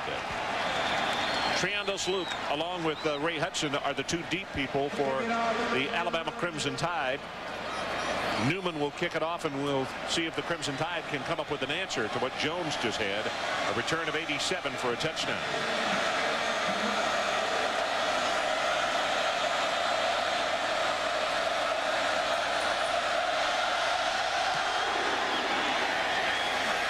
That's the answer. Kick it out of the end zone. He's going to try to return it. This is Luke from 5 yards deep. And the flag comes from way off the pace. And we're going to see one quarterback sneak, and both those coaching staffs got a lot of work to do at halftime. That's going to be block in the back against Alabama. Well, a reminder, Wednesday night, college football on ESPN2, 7:30 Eastern. That's your Conference USA rivalry. Derek Nix and Southern Miss taking on TCU. Then on Thursday on ESPN, 7:30 Eastern, it's a Mountain West showdown. Colorado State visits Chance Parrish and the 19th ranked Air Force Falcons. I'm looking forward to Southern Miss TCU. TCU, a very fine football team, lost their opener to Cincinnati, had the lead, and they are very active on defense. Derek Nix, Southern Miss, great back. Interesting. Talked to Coach Francione yesterday after the walkthrough about that. He said, I want to make sure I tell everybody out in Fort Worth, hello. Horned Frogs with that only loss, the first game of the year. Here comes a draw play to Shad Williams. Not much there, and just like Mike said, I think they'll head toward the locker room and let this clock run down. Whiteside was there to make the tackle. 19 seconds and now 18 seconds. And now Alabama just looking up at the clock. They look over the sideline and everybody's moving, so they head to the locker room.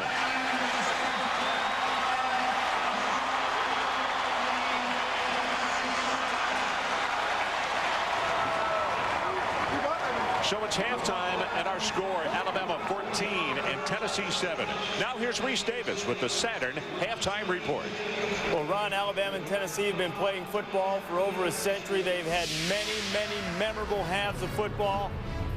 This was not one of them, at least not for the first 28 minutes of it, but some excitement toward the end. Glad to have you with us on the Saturn halftime report. 6 turnovers between the 2 teams combined in the first half. You're an Alabama guy. Do you have any inside information? I mean, did these 2 teams practice this week? It does not appear so, at least not securing the football. I don't know if they took the week off. I mean, 6 turnovers? Come on. Maybe a little nerves, and it's wet out there, maybe too. that. I don't know what it is. It hasn't been pretty so far. We've got a second half of football to go, and maybe those last couple of minutes of the second quarter is indicative of what we're going to see in the second half.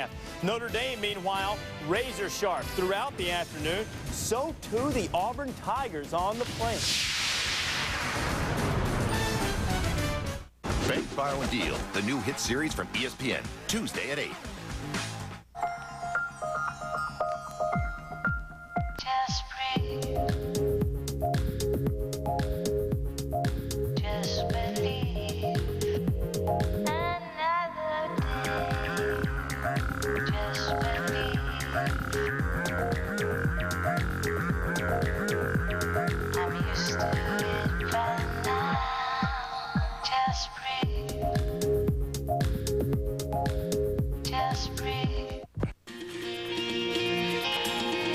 Car and Driver says Mazda Protege scored the highest marks in a 10-car comparison test. We say Car and Driver did your homework. So go out and play. And right now, get $2,000 cash back on the Blasted Drive 2002 Mazda Protege. That's $2,000 cash back on Car and Driver's #1 pick. Hurry to your Mazda dealer for a test drive today. At Huddle House, we serve great hot lunches cooked to order, like our world-famous Big House sandwich platters with a super serving of fries. And the best part? They're still only $4.99. Big House platters are hot with our customers. They love them. And with 5 Big House platters on the menu, enjoy a different one each day of the week. So what are you waiting for? It's always good eating time at Huddle House. America's favorite place for lunch. Huddle House.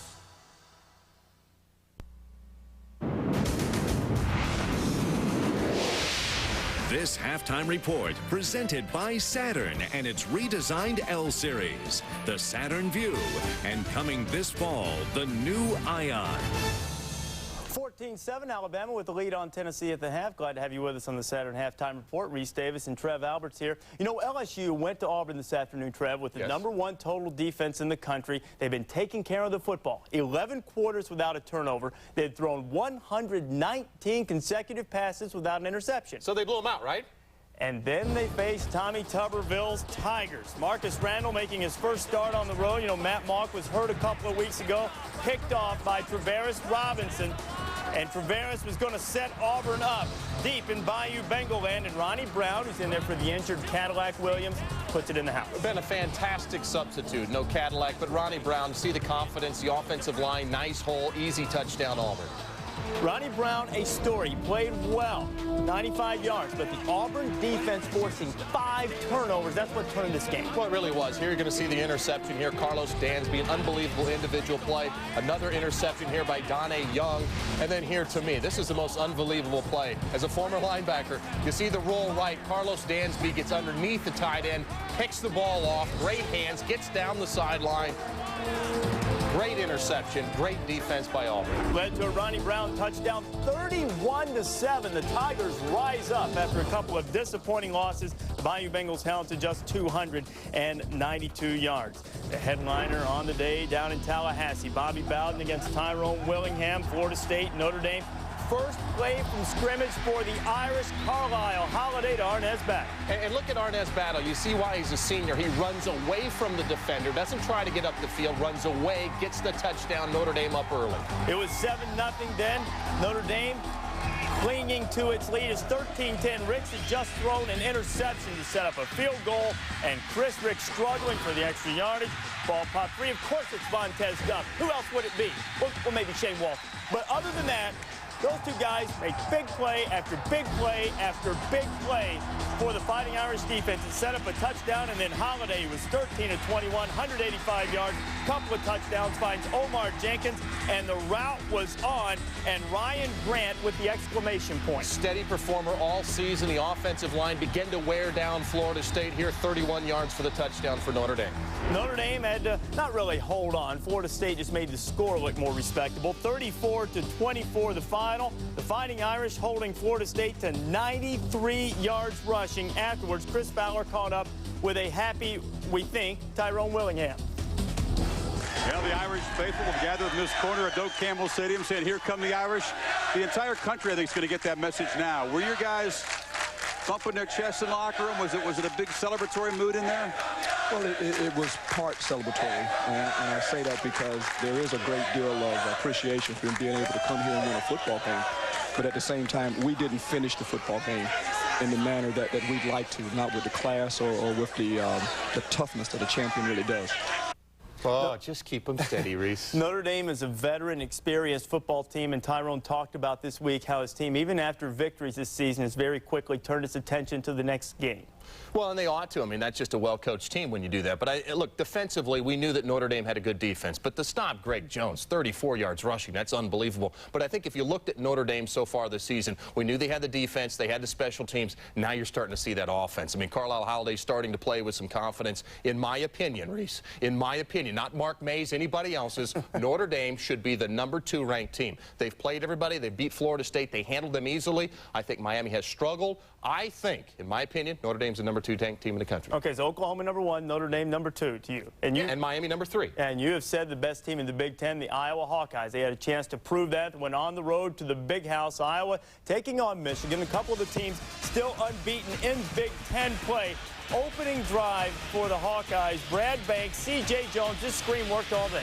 Well, yeah, I mean, what a great... Brad Banks was the key to this Iowa offense. Michigan did a good job of shutting down the run, but Brad Banks made play after play in the passing game. Now, Iowa had given up a touchdown when they dropped the snap on a punt. Now, turnabout fair play, and the Hawkeyes have continued to make plays in the special teams. Marcus Camby fumbled it. Iowa recovers. They've got the ball on the 11, and let's see. Who should we look for? Here?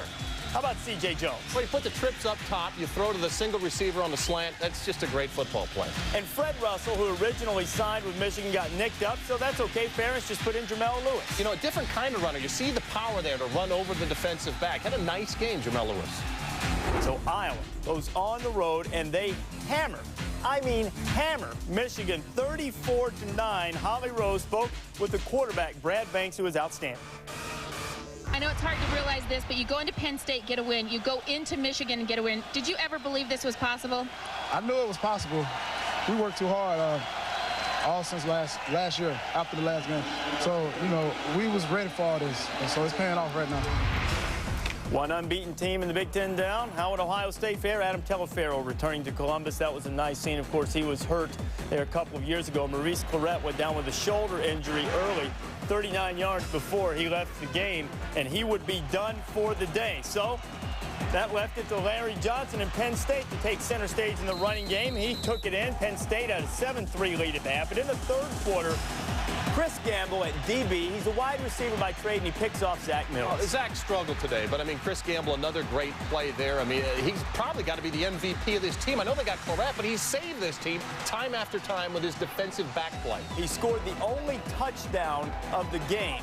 Now, this is a tackle. That should have been a penalty. Been called a hold. That was a hold. Paterno's upset. He's been known to get upset with the Big Ten officials. That was on a fourth down play. No call there, and Ohio State rides the Gamble touchdown, and they remain unbeaten overall, and obviously in the Big Ten, 9-0, 4-0 after the 13-7 win. Your take now, you still believe Iowa's the best team in the Big Ten? Absolutely. You think you look at Iowa right now, we knew about their offense. I mean, Brad Banks and Freddie Russell, special teams, Nate Kading, 17 of 17. Probably going to win to Lou Groza, in our opinion. Come on.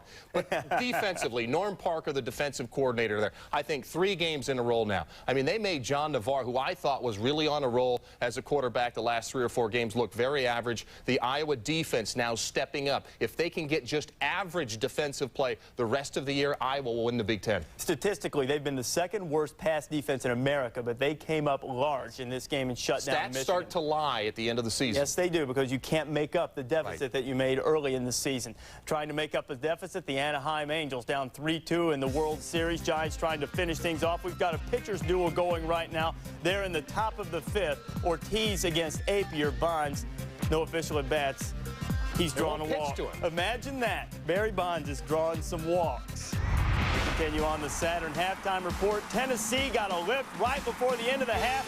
Mark Jones taking it to the house. Alabama leading by 7.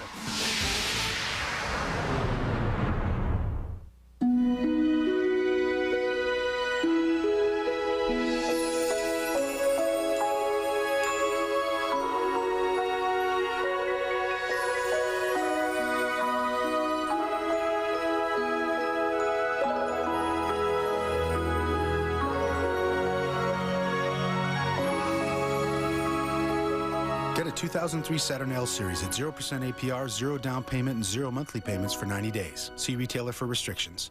Rated E for everyone. Welcome to NFL Fever 2003. Here it is. With a convoy. Watch the big man. Boom, shakalaka. Zips a pass over the middle. Got him. Wide open. Ball is up. He pushed it right. Swatted. Oh, hello. Oh, my. NFL Fever 2003, only on Xbox. For more gridiron action, play online with Xbox Live.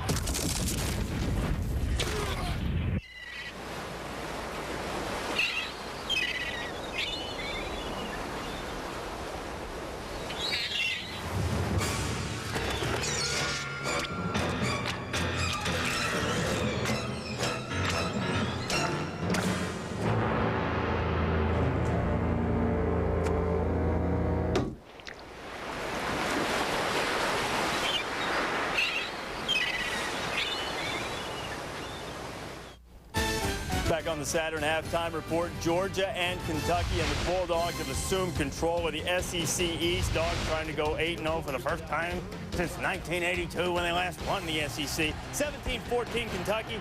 David Green, Terrence Edwards. That combo worked much of the day. Dogs with a 21-17 lead. But the Battleship Lorenzen had a terrific first half. Derek Abney, 60 yards. That was a beautiful throw, beautiful catch, stays on his feet, touchdown Kentucky. Lorenzen 13-27, 208 yards, couple of touchdowns on the day, but Terrence Edwards stepping up for the Dogs. They control the second half. You got to see the block. This is Tony Milton playing for Musa Smith. Great block. Gives David Green the time. Terrence Edwards hauls it in all the way down to the 1 yard. I'd give him a touchdown for Georgia. Edwards' second touchdown of the day. He would get his third here. Terrence Edwards, 131 yards receiving, 3 touchdowns. The Dogs blew this thing wide, and I mean wide open with a 31-0 performance in the second half. Georgia rolling into the cocktail party on ESPN next Saturday night. They can beat the Gators. Obviously, they want to beat the Gators after the recent history against them, but they will wrap up the SEC East. Too good on offense. Too many skill players. I mean, Fred Gibson didn't even play. That's right. They had a lot of guys missing, and all of a sudden, this offense is too good. They'll win the SEC. And John Stinchcomb, too, missing in the lineup for the Dogs. Arkansas blows out Ole Miss. Eli Manning did break the Ole Miss school record for career passing touchdowns. Vanderbilt had to struggle with UConn, scored late to win that game 28-24. Out in Pac-10, SC and Oregon at Austin Stadium.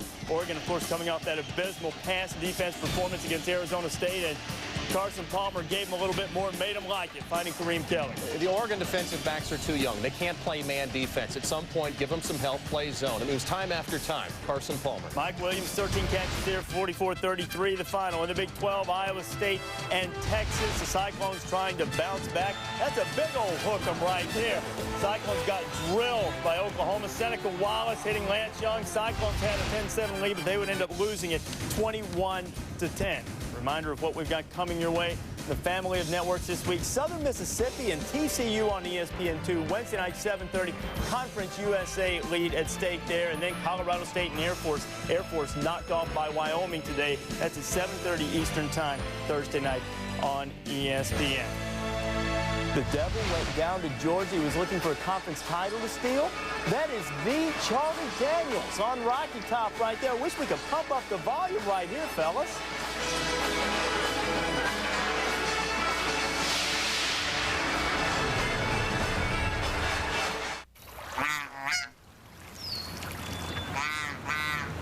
Without a Yamaha ATV, you're not going very far. The Grizzly 660 Automatic from Yamaha. The only ATV with push-button front diff lock and 4-wheel independent suspension. The Grizzly 660 Automatic. Where you go now is up to you. Now get a Warn winch with select models plus 0% financing on every Yamaha ATV. Raise your hand, you got it. Raise your hand, you know it. You feel confident, secure. Raise your hand, you feel dry now. Raise your hand, you know why now. New Sure Clear Dry. No clear stick is stronger at preventing wetness. It controls sweat better, even when you're all fired up. Confident, dry and secure. Raise your hand if you're sure. Raise it up to 100% Sure Protection. Raise your hand if you're sure. It all starts here, grade school, the place where our children begin preparing for life. And the SEC recognizes the responsibility teachers have to affect their future. The SEC's education initiative, every elementary school and library throughout the Southeast is getting this wonderful CD-ROM. It uses athletics to reinforce math and reading skills, and it teaches things like teamwork and good sportsmanship. The Southeastern Conference, creating a legacy for the future.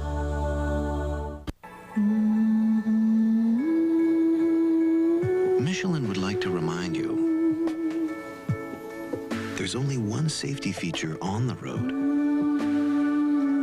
that actually touches the road. Michelin, because so much is riding on your tires. Hi, this is Bert Brooks Tire, inviting you to Bert Brooks Tire for the best service and prices in Rome, Georgia. Looking for power, comfort, and all the amenities? It's all standard in the new 225 horsepower Acura TL. With a 3.2-liter V6 engine, 5-speed automatic transmission, traction control, and anti-lock disc brakes, you'll love the performance. Inside, you'll find leather trim, a power sunroof, memory seats, CD changer, and a 5-speaker Bose music system, all standard equipped. Now, for a very limited time, lease the 2003 Acura TL for only $349 per month. Available at your local Atlanta Acura dealer. Back on the Saturn halftime report. In the Big 12, Colorado unbeaten, a showdown with Oklahoma looming next week, but not before they had to take care of Cliff Kingsbury and the red-hot Texas Tech offense. Of course, they would try to do it with the nation's leading rusher in Chris Brown. Tied up at 3 early in the game, Kingsbury picked off by Corey Masoni, and he would set up a Buffs touchdown, taking it back down to the Red Raider 5, and Colorado built a 10-3 lead, thanks in large part to that turnover. Under 30 seconds to go in the half, 13-10 game now. Robert Hodge to Derek McCoy. Buffs take the lead going into the locker room at the break. And in the third quarter, Kingsbury picked again. Medford Moore, this time it'll be a pick 6. Kingsbury was picked off 4 times on the day. Colorado takes care of Texas Tech 37-13. They are 4-0 in the Big 12, and they go to Oklahoma next week. Nebraska and Texas A&M. Huskers have lost 5 straight away from Lincoln. Jamal Lord down 10, trying to get his team going. The wrecking crew arrives and strips the football, and Byron Jones has it going the other way. Kind of been the story. I mean, the Black Shirts have played okay, but, you know, I mean, they get a block punt return for a touchdown, and then that touchdown. And we're sitting at 31-14, about halfway through the third. Kansas State has no trouble, even though it was homecoming in Waco. 44-10, Kansas State takes care of business. Don't forget, we've got former Tennessee star Peyton Manning against Steve Spurrier on Sunday Night Football, 8:30 Eastern tomorrow. This halftime report presented by Saturn and its redesigned L Series, the Saturn Vue, and coming this fall, the new Ion. Believe me, I know this place like the back of my hand. The Saturn Vue comes standard with 4-wheel independent suspension. This is it. You're gonna love Split folding rear seats for more cargo space. Excuse me. Check it out!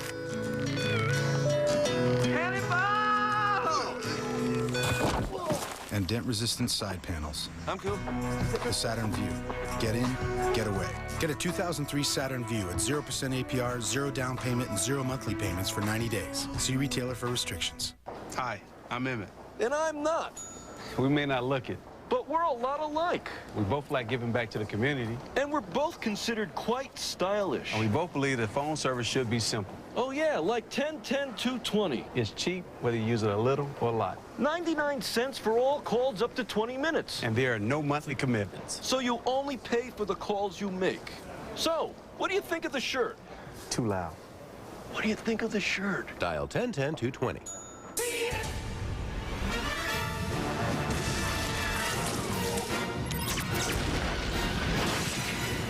I told you this thing was awesome.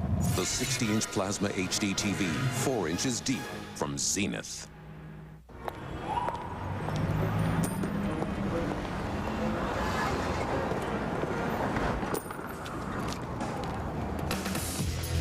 .370 Fortune 500 companies outsource with Kinko's every day.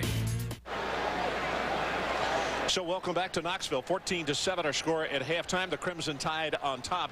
And Mike, at halftime, and talking with a lot of people, he said, never seen Alabama and Tennessee always have something a little bit different, but this one is still again different. Almost boring at times, but good defense. But so many mistakes and turnovers. Yeah, sloppy game, Ron. And I really believe that the team that runs in the second half is going to win this game. Here you see some of the sloppiness you were talking about. Casey Clausen with the interception. Randy Sanders, the offensive coordinator. Frustration. Then Alabama takes the ball down, Beard with the touchdown. And then Tennessee gets life because Mark Jones returns the kickoff, the pooch kick, for a touchdown. So we'll see if that carries over in the second half. Boy, Jones with that huge return. In case you were not with us in the first half, this man, Kelly Washington, unable to play tonight. 2 weeks ago against Georgia, he suffered a concussion. And the doctors have continued to watch him very closely.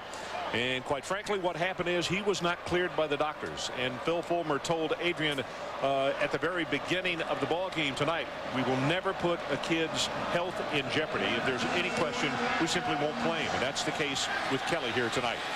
Kickoff to the 5-yard line. This is Larkins. And he'll take it back to the 20. And speaking of Adrian, let's go down to the sideline. What do you got, big guy? Coming out of the Alabama tunnel, Dennis Franchione tells me we just wanted Brody Coyle in there to get his feet wet, literally on this soggy field, Ron. We have all the confidence in the world in Tyler Watts and that right foot of his. Not much pain at all. Does he have to throw the ball to win this game in the second half? Not necessarily. He thinks the team that runs the ball the best, and that's Alabama right now, is going to win. He just does realize and admit that defense has to keep on playing the way they are, contain Casey Clausen. Well, they're certainly capable of doing that. Jabari Davis is the tailback. But they'll go with the pass. They put the pressure on, and the pass is caught at the 34-yard line by Montrell Jones. One thing I think you'll see in the second half is more downfield throws. Game Track brought to you by 1-800-CALL-ATT. Alabama points off turnovers. And here they get it with Beard from 10 yards out, but then the special teams and a touchdown. And Jones, 87 yards, taking it to the house. And that made it a 14-7 ball game and got the Volunteers right back in it.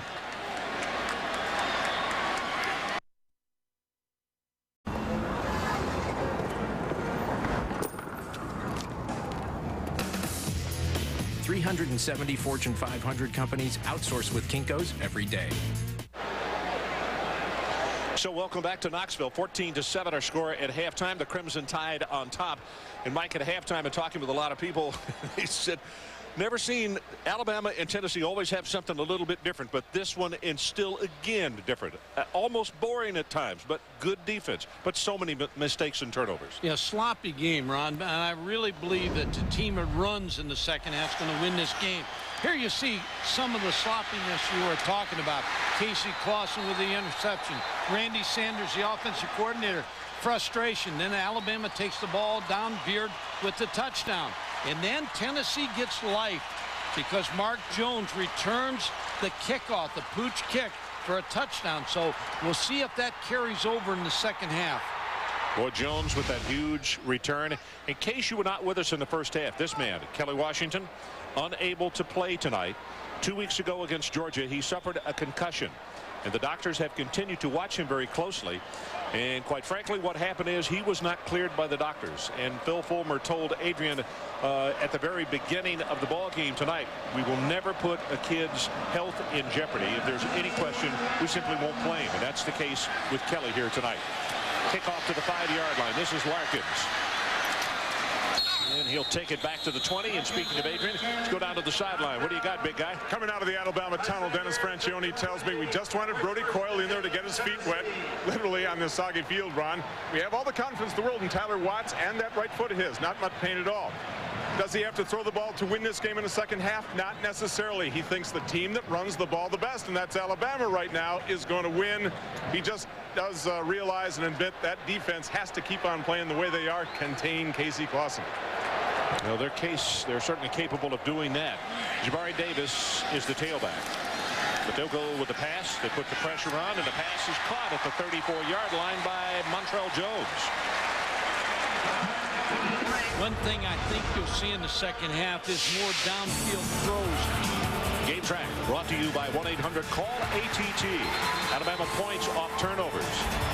And here they get it with Beard from 10 yards out, but then the special teams and a touchdown. And Jones, 87 yards, taking it to the house. And that made it a 14-7 ball game and got the Volunteers right back in it.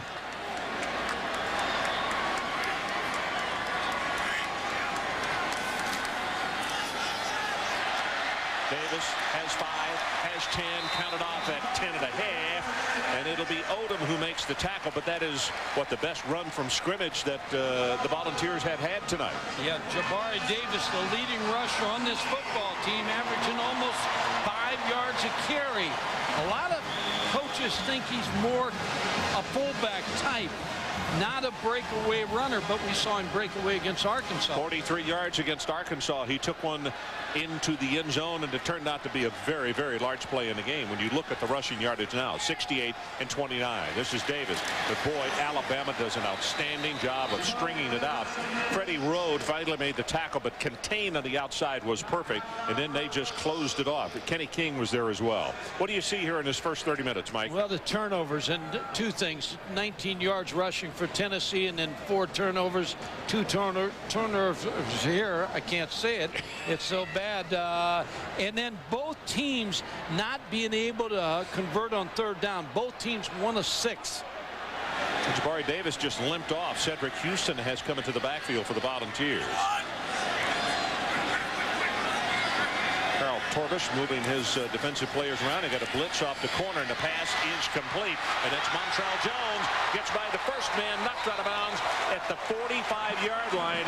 That is a gain of 14 at a first down. Odom finally making the tackle. You're looking for somebody to step up. Kelly Washington not in the ball game. Maybe it's Montrell Jones, a sophomore, with the catch. Montrell is out of Louisville Male High School.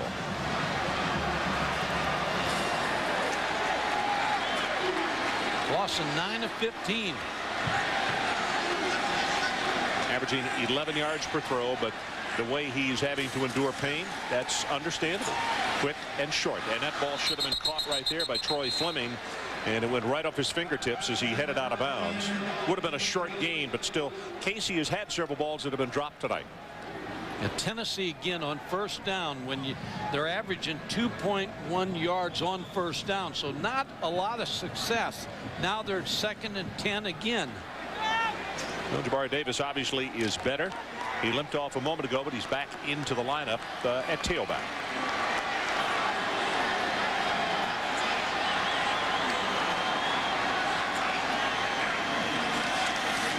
The pitch to Davis. They steal the outside. He turns the corner. 40, 35, and that's a good open field tackle by Charles Jones. Otherwise, he had a lot of space in front of him. It's a gain of 11. You're exactly right. They sealed the corner all right. There's nobody from Alabama. Everybody gets blocked down on. Jabari Davis gets outside, picks up another 1st down. Good adjustments so far by Randy Sanders. Coming out, short passing game, tossing the football, trying different formations against the Tide. Jabari out of Stone Mountain, Georgia, which of course is just outside of Atlanta. Tennessee rushing 19 yards first half, 19 yards on this drive alone. Houston back in the lineup. Here comes the pressure, and a screen pass almost intercepted. And Clausen got set down hard. Jared Johnson.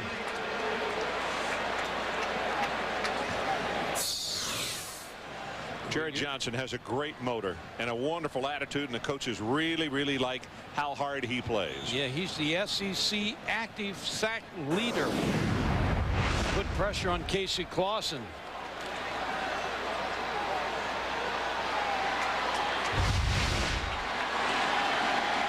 Second down and 10.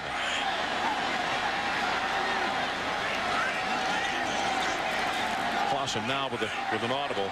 As you can see, boy, Alabama's got a lot of defenders very close to the line of scrimmage. Ball is tipped, and it's intercepted by Childress.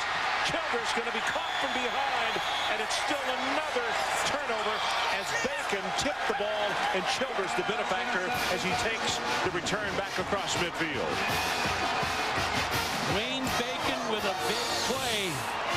16 career starts at strong safety, tips that football.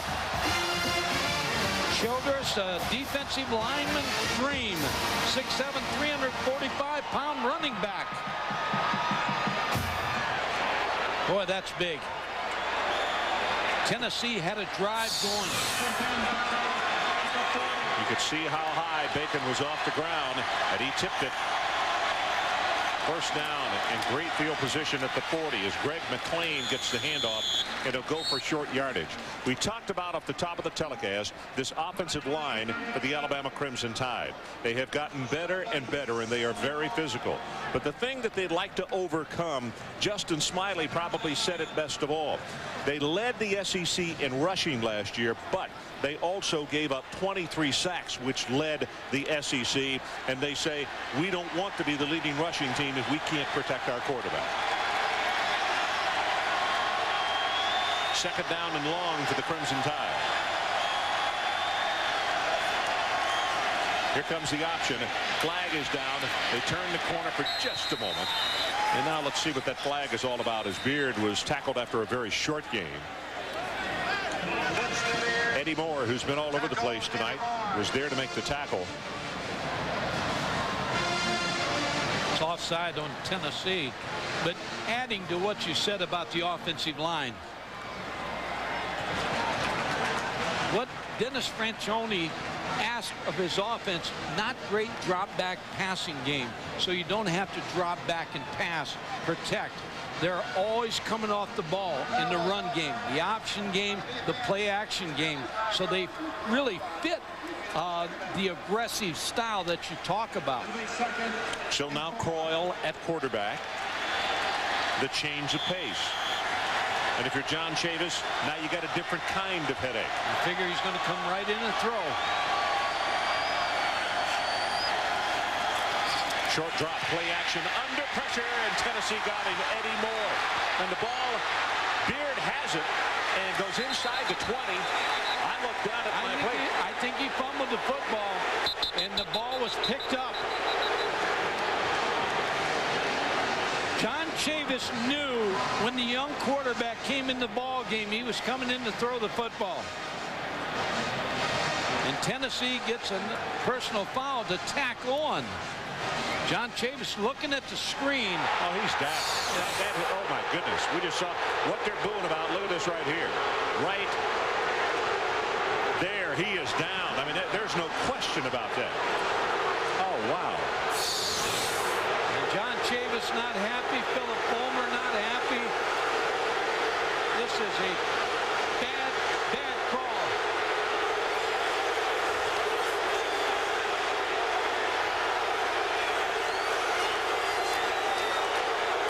Well, Crimson Tide doesn't need any help, but they got a huge break right there. In the old days, you might see a holding call right now. Tyler Watts gives it to Beard, hit it to line of scrimmage. He's going to be knocked down for a yard and a half, maybe a 2-yard loss. Neal is there to make the tackle. Let's take a look again. Just no question about this. No doubt. Right there, he is down. Yeah. And Beard had his knee on the ground as well. Yeah, the reaction by John Chavis. I mean, that's a double bad call. That's where if you're a basketball coach, you take a technical right now to get the referee over to talk to, or use a timeout, but it's not going to do any good.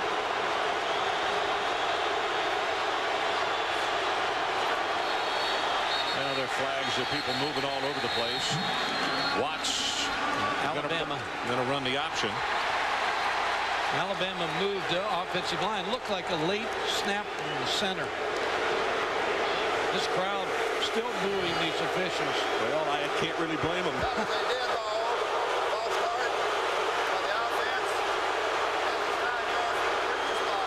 This is where, like you talked about, Ron, as a player and a coach, you got to get by it right now. Let the fans boo. You got to stop Alabama. You got to force the three-point attempt. Just gone under 10 and a half minutes to play, third quarter. Watch this time from a shotgun formation. They roll the pocket. Good protection. Now he wants to run, and he's whacked hard at the line of scrimmage. Moore and Wilson coming up to make the hit from the linebacker spot and also the secondary.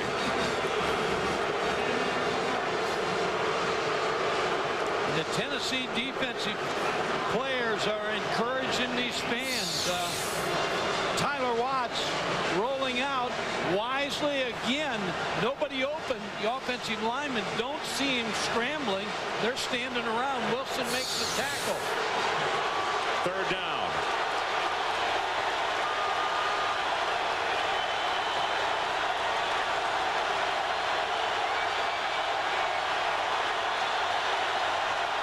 And Watts wants a timeout. So let's take a break. 9:32 left, third quarter. Alabama 14-7.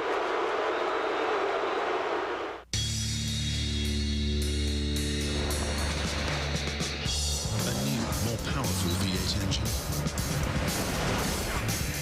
More distinctive styling. 368 improvements in all. The new 2003 Discovery. It's a whole new way to see the world. From Land Rover, the most well-traveled vehicles on Earth. Nicely equipped from $399 a month. Complimentary scheduled maintenance included. Retirement plans from the Principal Financial Group can prepare you for almost anything. Yeah, you got it. Retiring! At the Principal, we're the nation's 401k leader. We offer mutual funds, annuities, and rollover IRAs, which leads to a secure, happy retirement.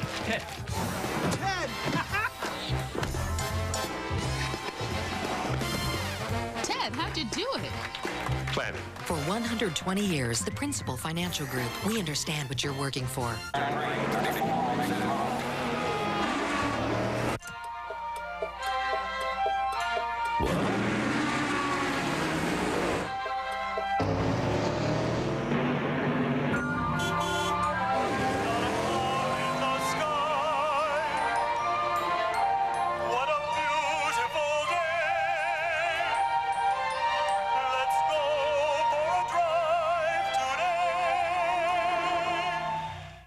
There is a start, there is a finish, and in the journey between, there are dreams.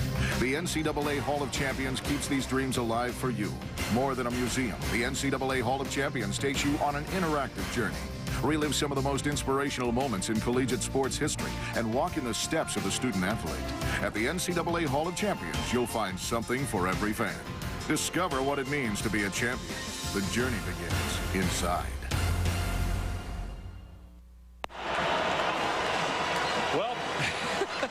This lady is very calm right here, but she's about the only one of the over 107,000 people here. That's one of the most raucous timeouts, Mike, I've ever seen. And here comes the crowd back. They feel as though they got the shaft twice, and quite frankly, they did. It's third down and goal for the Crimson Tide at the 15. Gonna run it, big opening in the middle. Whoa, he gets whacked hard as he gets to the 10-yard line. Carlton Neal, the first man to get there. Also Greer coming up from the secondary, or Jabril Wilson. Ron, I felt like with Tyler Watts in the football game, it was going to be a run. Now, they had a pass play called, but Tyler Watts did the wise thing, touch the ball down, get it in good field goal position.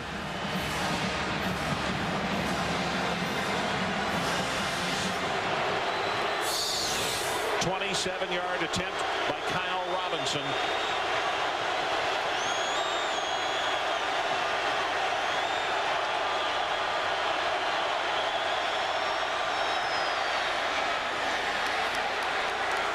And he got it. Timeout. 8:42 left in the third. New score, Alabama 17-7.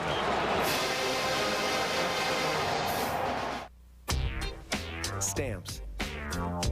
At supermarkets. Stamps. By phone. Stamps. Online. Stamps. At ATMs.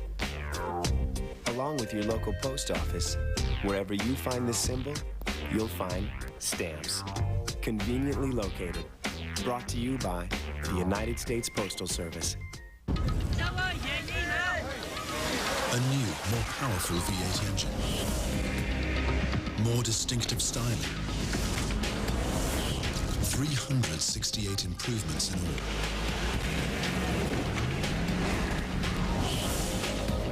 The new 2003 Discovery. It's a whole new way to see the world. From Land Rover, the most well-traveled vehicles on Earth. Nicely equipped from $399 a month. Complimentary scheduled maintenance included. Yeah. I'm on a 10 o'clock flight. Business trip, huh? Remember, you can achieve success anywhere. For example, I've caught touchdown passes in all these cities. Jerry, but I've thrown touchdown passes in all of these cities. I was here first, Steve. So? You backup quarterback? Butterfingers? You pretty boy? Slowpoke? Wherever business takes you, Courtyard has what you need to be successful. Sports analyst. Step away from the vehicle. Now make 3 stays and earn 2 free nights. Call 1-888-MARRIOTT. Courtyard, your Marriott awaits. Oh. Start your Sunday with the NFL Countdown team, now joined by Coach Bill Parcells. And they're in trouble. And get weekly insights from John Madden, 11 a.m. on ESPN. ESPN's College Football Saturday Night, presented by the United States Postal Service, and in part by Land Rover, the most well-traveled vehicles on Earth.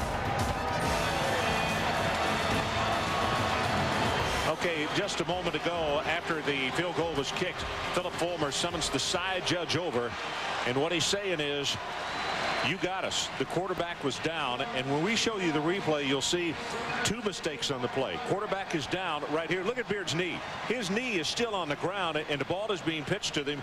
So even if he was not down, he's down even farther back. Both plays were wrong. Pro football.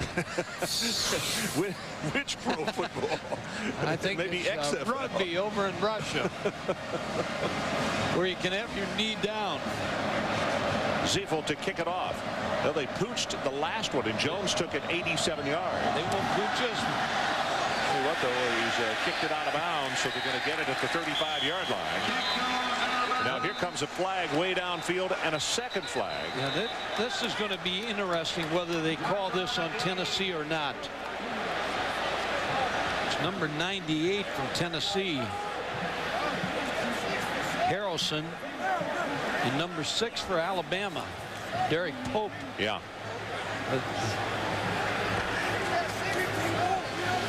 And yeah.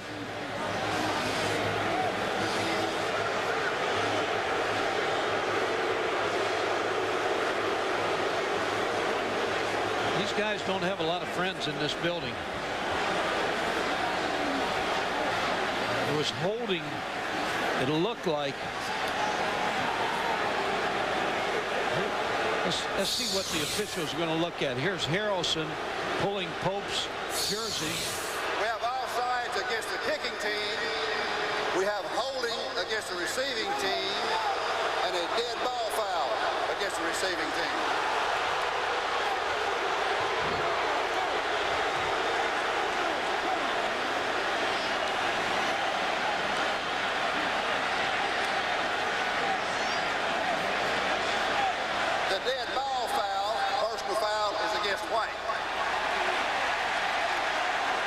That was the swing by Derek Pope after being held by Harrelson.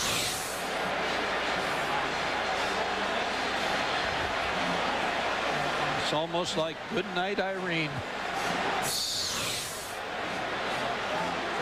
Now the Alabama coaches talking with Pope, who has come to the sideline. You see Tank Connolly, the longtime equipment man, there standing in the foreground.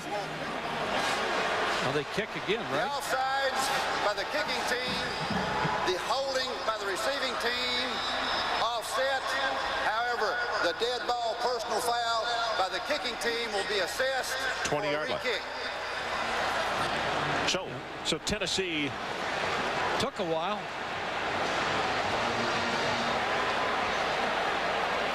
Adrian, let's check with you down on the sideline. Quickly before the second kick, Fulmer wanted to see the referee. The side judge told him you have one play to argue your point. Well, he couldn't do it because by the time they got down there after that double questionable call, they're already lined up. I got to tell you, incidentally, Ron, during the booing and the cheering and everything else, that was the loudest crowd I have ever heard in college football down here in the surface of the field. We could tell the folks were a little chapped. The attendance tonight is the 6th largest in school history, 107,722, 107,722. And a lot of those people are referees tonight. Well, the penalty moves it back to the 20-yard line. So Tennessee stands to get decent field position. Ziefel again will kick it off. And according to where the deep men have lined up, Tennessee obviously has scouted him enough to say, hey, he pulls the ball. They figure he's going to kick across the body to that side.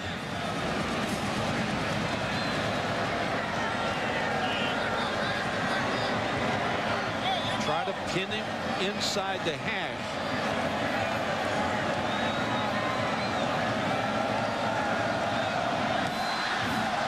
Boy, he gets a dandy kickoff. It's going to come down at the 13-yard line. It's Larkins. And Larkins finds a little bit of a seam and goes down at the 37-yard line. Harper is the man who made the tackle. Well, Wednesday night is college football on ESPN2 at 8 o'clock Eastern. Derek Nix and Southern Mississippi take on TCU and the Horned Frogs. The winner of the game will have a clear shot at Conference USA's title. For more, log on to ESPN.com, your home for college football on the internet. And you know what? Quite frankly, my time has cut off there, and I couldn't read. I said 8 o'clock Eastern. Let's double check that, okay? 7:30 Eastern time, so 6:30 in Fort Worth. And one of those two teams might end up in Mobile in the GMAC Bowl. So penalty again there. This got to go on Tennessee because there was movement shifting. Philip Fulmer's seen too much yellow linen.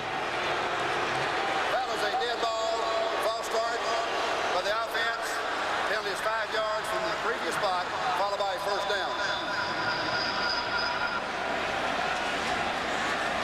First and 15, Tennessee. Cedric Houston in the ball game at tailback. Coach Fulmer, I'm sure, not upset with the officials on that. He's upset with his team for not being focused enough and getting another silly 5-yard penalty on the offense. Pressure on Clausen, and he's going to be sacked immediately by Johnson.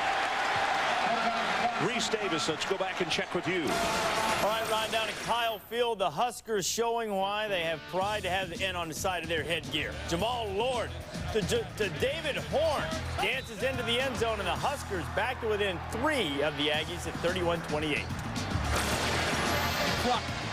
So the Huskers trying to fight back. I think they go home to play host to Texas next week. Yeah, they haven't packed it in. They're still fighting on.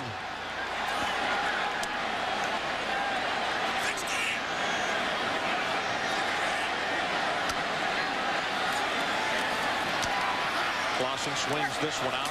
Got it complete, but Houston can really go nowhere. Ron, he's playing with a cast on his hand. Houston was hurt. Injured that thumb, the week before the Arkansas game, because we didn't get to see him then. Yeah, 28 carries coming into this game, almost averaging 7 yards a carry, but he has not played very much in the last 3 weeks.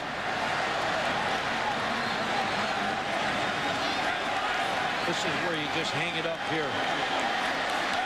Not many plays in the playbook. 3rd 24.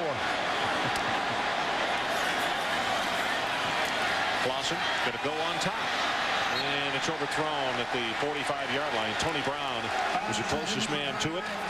And the Vols will have to give it back. They'll have to punt it.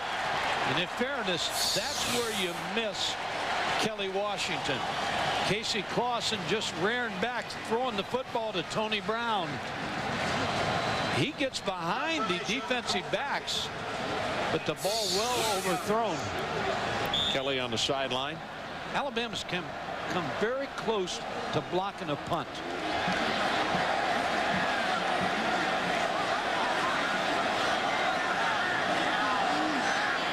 Colquitt gets a good pass, and here's his boot. Good high coverage spiral. Going to turn over now. Fair catch is called for and made at the 26 by Shawn Williams. 51 yards and a kick and nothing on a return. We'll take a break. 17-7 Alabama.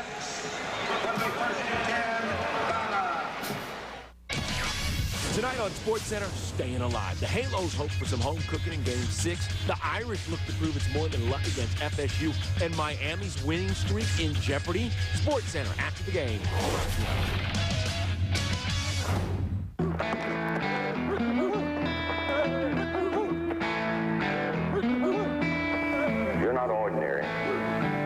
You're not average.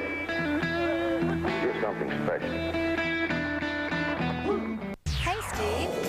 What is this? Karen, I'm making my list of things that cost too much. Rent, car payments, movie theaters. Whoa. People can save money every day by calling Acceptance for their car insurance. You know that. You're right. Acceptance offers low down payments and the service you want. And most importantly, the same equal monthly payment. And you'll never pay too much for car insurance at Acceptance. Follow me to Acceptance Insurance. I will own a Jaguar. I will own a Jag. A Jaguar. I will know the joys of all-wheel drive. Standard. I will own a Jaguar. I will. I will. Speed-sensitive steering. Standard. Complimentary scheduled maintenance. Standard. This Jaguar's mine. I will own a Jaguar. For exceptional values on the X-Type, visit Nally Jaguar in Roswell and Hennessy Jaguar in Gwinnett or Buckhead today. So we're back in Knoxville, 17-7. Crowd has calmed down a little bit after the calls that they thought were missed that led to a field goal by Alabama. And here comes the Crimson Tide offense trotting out on the field. I think you're going to see more passing out of Alabama now. They got a 10-point lead. They're bringing in the young quarterback. I think you'll see some more throwing. Before that, we're going to have a 5-yard penalty. Evan Mathis, sophomore out of Homewood, came out of his stance.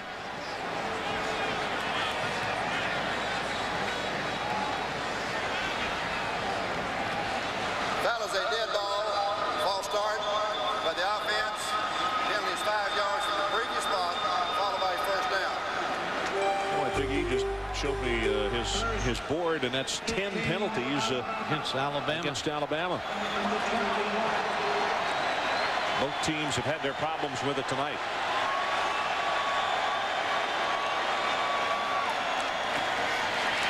Beard bounces it outside, and he gets flipped at the line of scrimmage by Battle.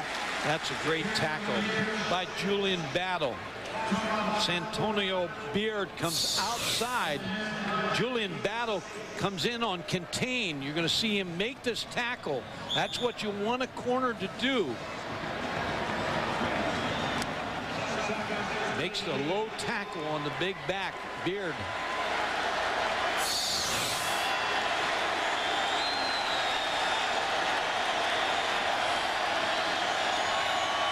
Second and 13. Option pass, pressure, gets by, and now he swings it out, and nobody is in coverage on Beard. Santonio across midfield is inside the 45-yard line. Broken play, and it went for 35 yards. And Keon Whiteside pressures Antonio Beard. Here's the red line. It's the line of scrimmage, so you can tell how close he gets to the line of scrimmage. Not even close.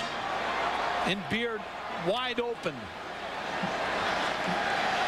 Alabama had 3 plays over 15 yards. That may be their 4th. John Chavis said if they get by, we're in trouble. Shad Williams comes in a tailback, and here comes the reverse. Going to throw the ball. Now he's going to run 35, 30, 25 at the 18-yard line. Ward is finally stopped after a 24-yard game. Sometimes you can't draw a play up. That was supposed to be a pass all the way. Tennessee played it well. Thurman Ward has all kind of time. He gets the reverse. He looks and says, oh, not open. Now I'm going to run.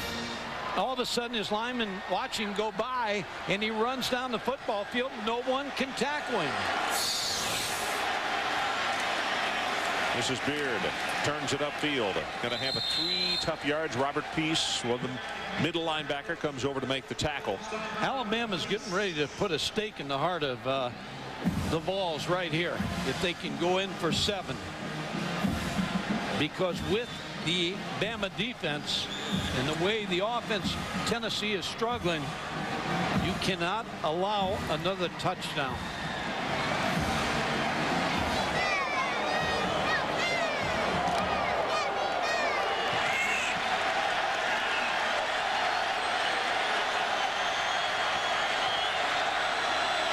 Two tight ends. Play action by Coyle. Drills the pass, and it's incomplete, and here comes a marker. Gabriel Wilson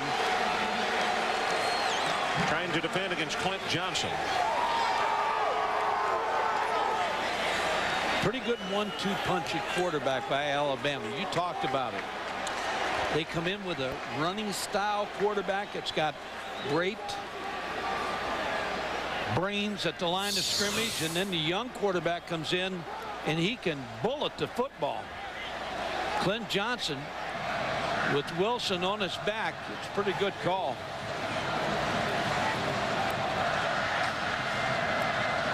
So the ball goes bounding out the back of the checkerboard end zone, but they're going to set up shop with the penalty. It's going to be stepped off to the Tyler Watts, 6-yard line. Tyler Watts, Ron, came into the ball game. I would be looking, if I was Tennessee, for an option play here. Something to Beard. Now the ball is being placed just inside the 2. Now they're pushing it back about a half yard.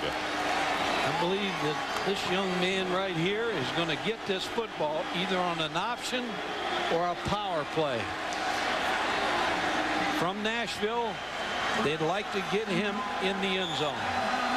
Santonio Beard, only a junior.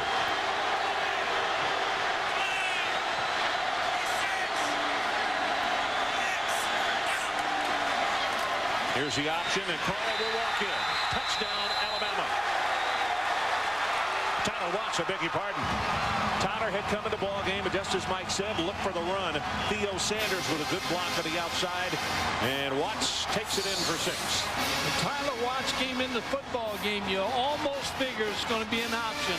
A pitch to Beard or take it in yourself.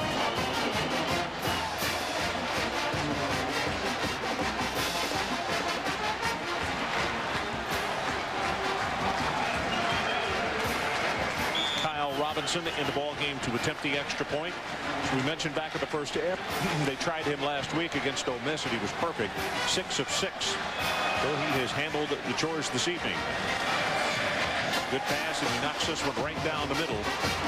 So with 4 minutes, 14 seconds left in the third quarter, brand new score. Alabama now by 17.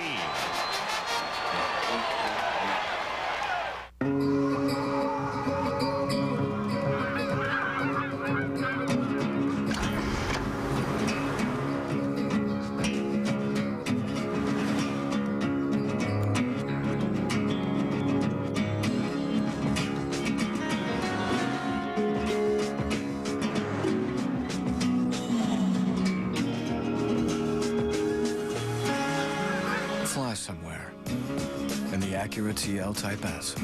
Think this is your typical ATV? It's not.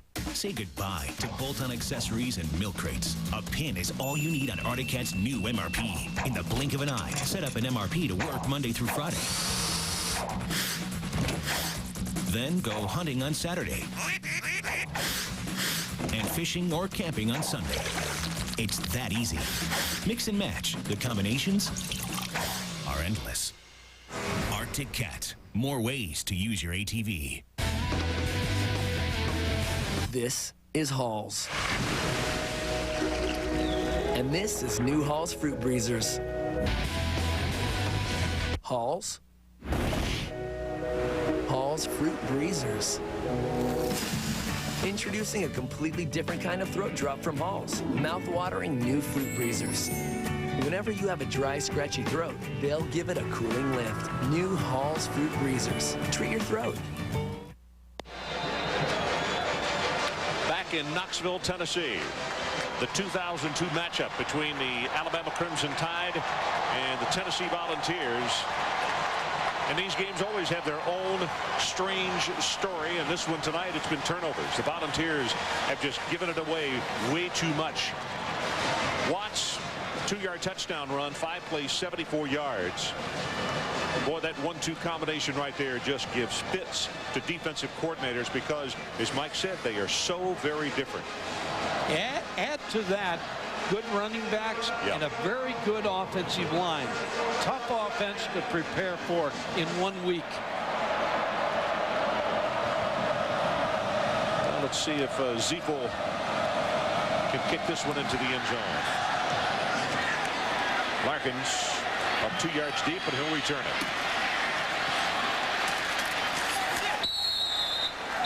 Larkins on the return. Well, it's Monday Night Countdown, delivered by UPS at 7:30 Eastern.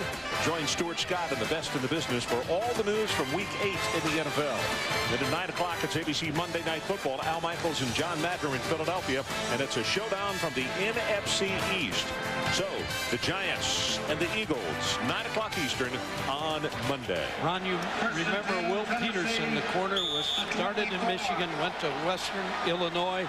He's a Giants corner, star of the future.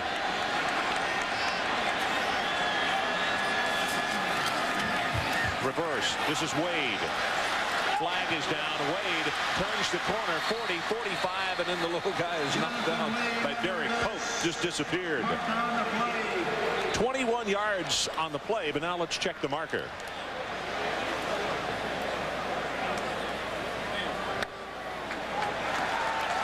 So count the 21 and forget the 5-yard penalty against Alabama for offsides. Jonathan Wade, Randy Sanders was talking about the freshman wide receiver. They said they wanted to get him the ball. At that time, we didn't know Kelly Washington was not going to play.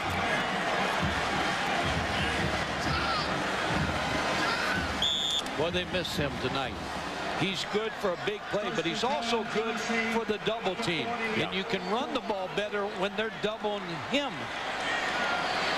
And also Witten could look to catch 8 or 10 balls, the tight end. Quick pass, got it complete at the 43 to Jones. And Reese Davis will go back to you for a moment. All right, Ron, and the Huskers have come all the way back. Once down 31-14 to Texas A&M in Kyle Field. Jamal Lord with a great pitch to David Horn, who goes in again, and Nebraska's on top.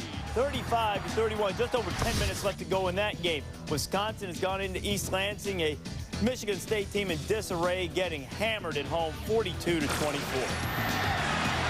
Boy, that's a team with a lot of talent, too, Michigan State. Preseason, a lot of people talking about them winning the Big Ten. Clausen right across the middle. That is a really nice catch by Tony Brown. The defender was, you couldn't be any closer without having pass interference, which it wasn't. He had him perfectly defended, Charles Jones, but he couldn't knock the ball away. Casey Clausen with the throw under pressure. Kendall Moorhead was given the pressure. Nice completion to Tony Brown. Only a sophomore out of Lauderdale Lakes, Florida.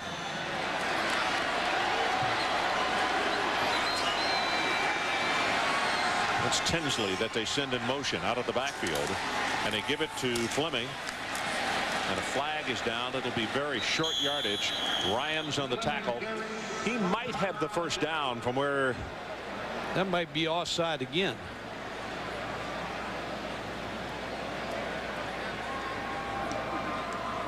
No, they're counting the maybe they're counting the people Tennessee had on the offensive line.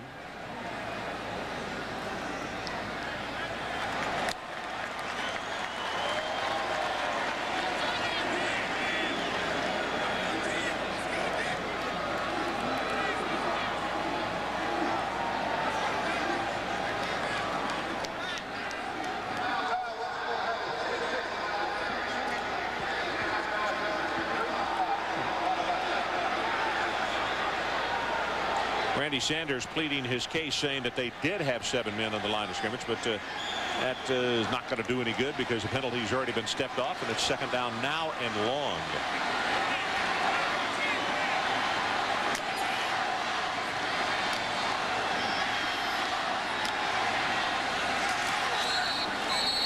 Clausen sings this pass incomplete, looking for James Banks.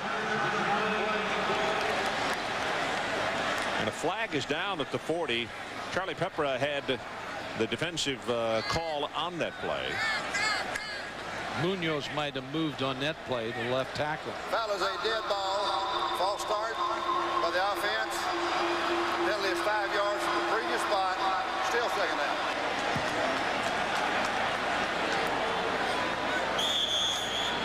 Philip Fulmer seen so many penalties tonight. Here's Anthony, Michael's dad.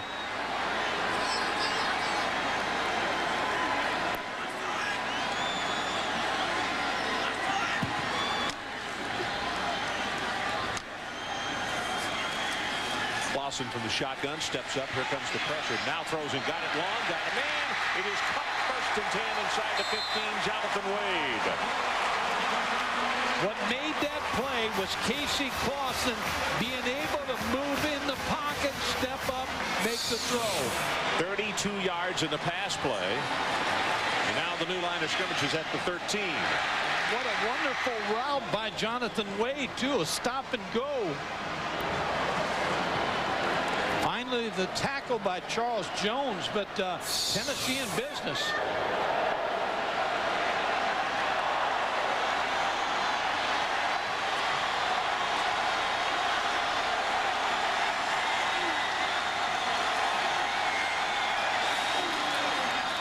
The end around, gets by a tackle. This is Scott, and Leonard Scott at the 5.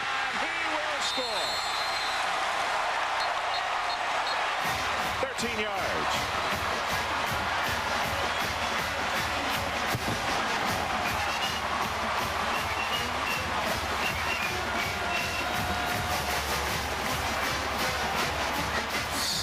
McKay Lozier has a shot, Ron, right here. He's got to tackle.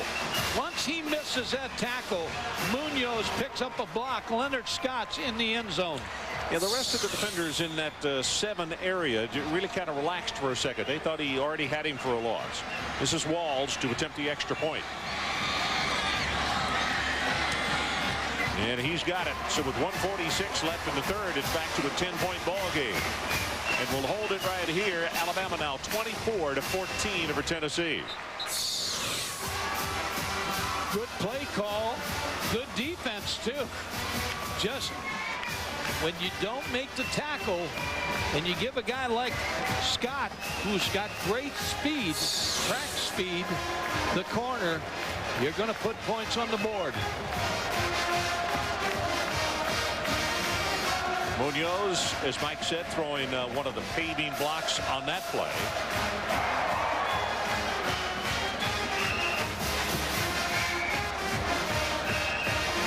Well, we welcome the airmen assigned to the Pacific Air Forces, watching the telecast on American Forces Network, including the Eagle Airlifters of the 36th Airlift Squadron at Yokota Air Base in Japan, who fly C-130 missions throughout the Pacific region. Mike, it was interesting. Thursday when I arrived here in Knoxville, I ran into a young man who was on leave, who had been in the Pacific, and he commented, he said, be sure and tell Mike hello. And he said, and Adrian, because he said, we watch the games every week. He's going to be on leave for about 3 weeks, I think, here in the States. And it felt good to talk to one of those guys. They were in a hurry. They were trying to find their luggage and get on with their family. But he said, it is really just a saving thing to be able to see SportsCenter and see ball games over there, and they watch them religiously. People in this country, when we walk in airports and we see service people, policemen, firemen, we ought to all thank them for what they do, because they do so much. You're right. They're the true heroes. Philip Newman prepares to kick it off. They had 1:46 left in the third quarter. And a 10-point ball game.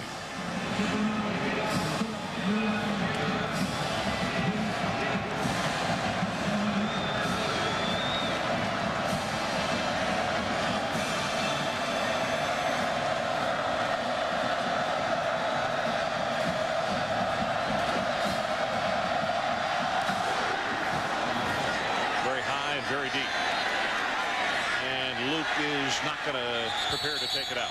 Okay, 10-point ball game. And as far as momentum in this one, obviously Alabama still has some momentum, but if you're Tennessee, what, you just got to get your defense to come up with a turnover? Here's the one thing that hasn't happened. No one has run the ball, so the clock's not going to run. Yeah. So Tennessee's still in this football game. If their defense can get a stop here, get the ball back, they're right back in this football game. Alabama has not proved they can run the ball and run this clock out. It has been a very long third quarter. We still got 140 left. You see the rushing yards, 102 now for Alabama. Tennessee with 65.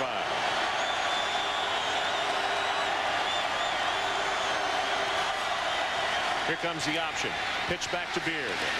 Santonio still fighting, going to take it out over the 25-yard line.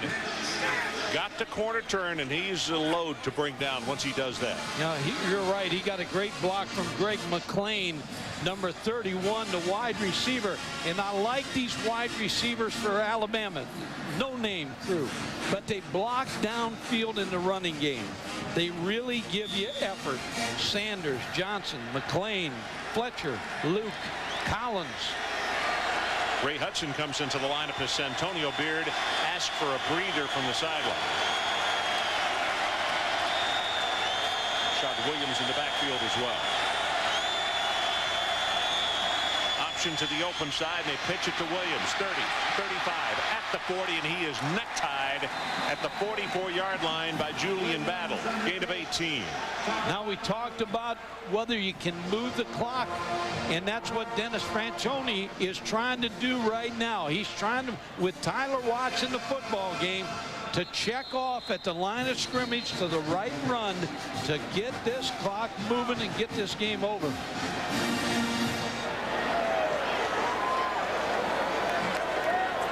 We got a flag over here right in front of the Alabama bench. I talked to Charlie North, who's the director of football operations, and he said his job. I said, Charlie, what do you do? He said, I'm the get back coach. I get him back. He said, I'm all SEC.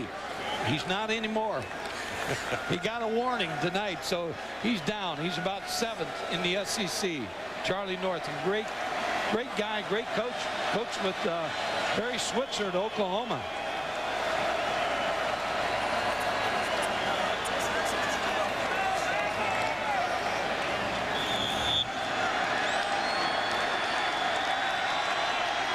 First and 10, Alabama from their own 44.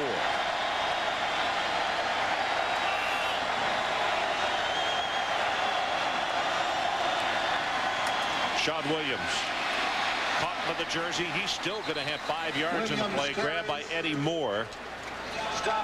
Here's why Tyler Watts is so important to this offense, because he checks for the right run. Here's Eddie Moore, the linebacker. Moves and then makes the collar tackle on Williams. 2 seconds down to 1, and that's the final second of the third quarter. So we'll take a timeout, and when we return, the final 15 from Knoxville in the 2002 edition of Alabama, Tennessee. Fake, Borrow, and Deal, the new hit series from ESPN, Tuesday at 8. A new, more powerful V8 engine.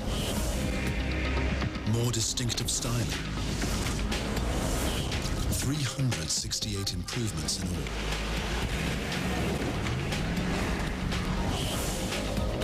The new 2003 Discovery. It's a whole new way to see the world. From Land Rover, the most well-traveled vehicles on Earth. Nicely equipped from $399 a month. Complimentary scheduled maintenance included.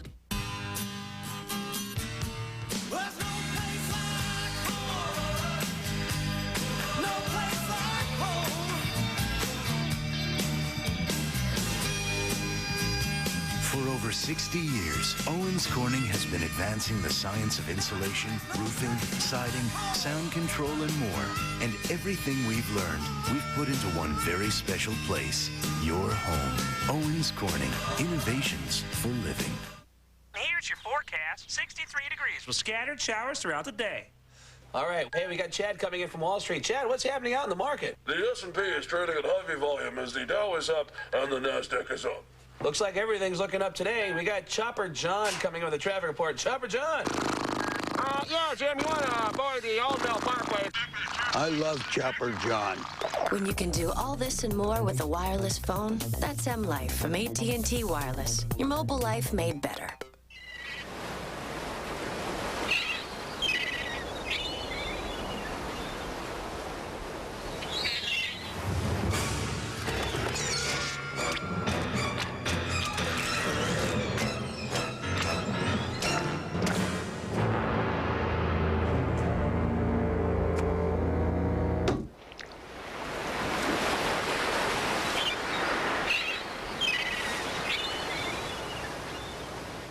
Be raw in bed. Move. Step in and out of the groove. Liberation from limitation. Freestyle. Acting in the now. Your brain never asking your body why. Not knowing what your next move is. No right. No wrong. Just doing it. That's freestyle. With control. Freestyle. That's freestyle. Go freestyle. Get live. NBA Live 2003. Rated E for everyone. EA Sports. It's in the game. And you see the scoring by quarters, 7-7 and 10 for Alabama. For Tennessee is 0-7 and 7. At first touchdown by Alabama was actually a defensive touchdown, as a backward pass was picked up by Gerald Dixon, and he returned it 68 yards for the score.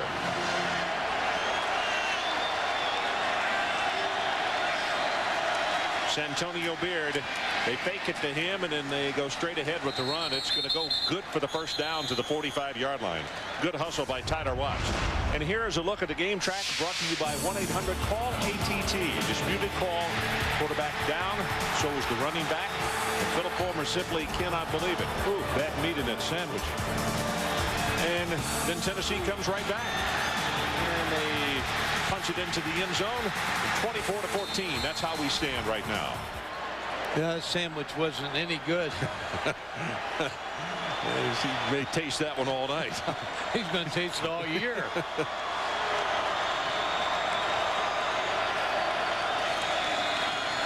Deep draw. Beard bounces to the outside. 40, 35, and down to the 34-yard line. He's going to look at that and say, whoa, if I'd cut back inside, I might have taken it to the end zone. He ran right into the tackler.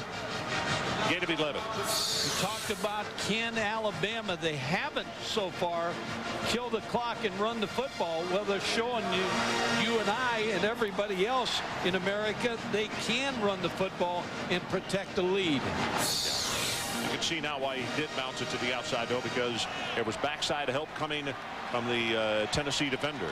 But it did move the chains.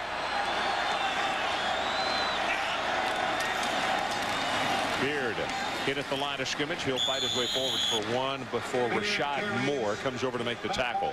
There's something about when you're in Nashville and you grew up and you all of a sudden you go to Alabama and you come back and play in this state.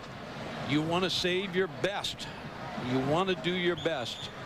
You got a lot of tickets here, a lot of home people from Nashville are here to see Santonio Beard. He's had a pretty good evening.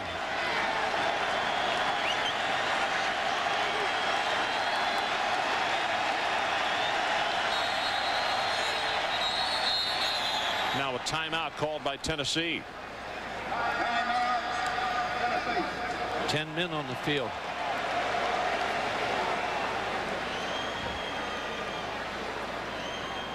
So we'll take a break. 13:23 left in the ball game. Alabama by 10.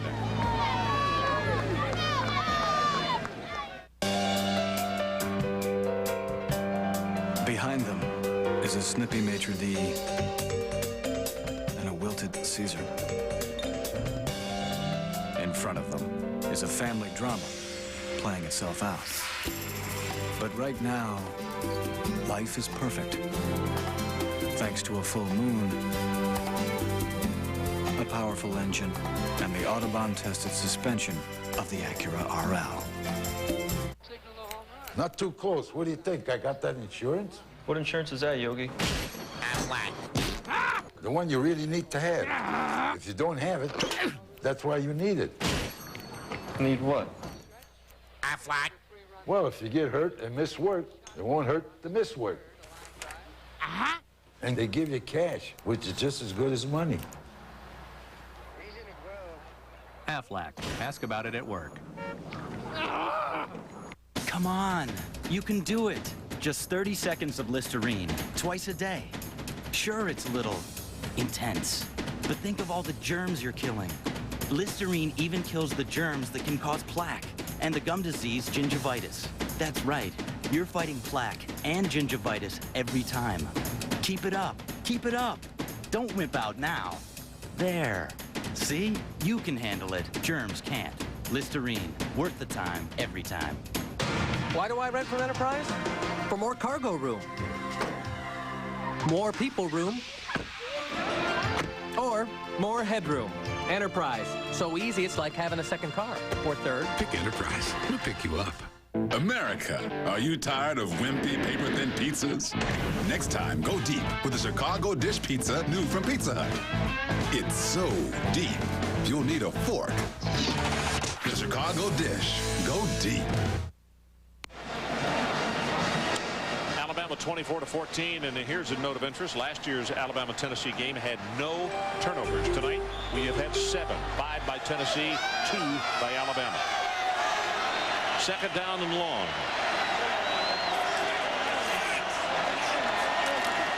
Option play.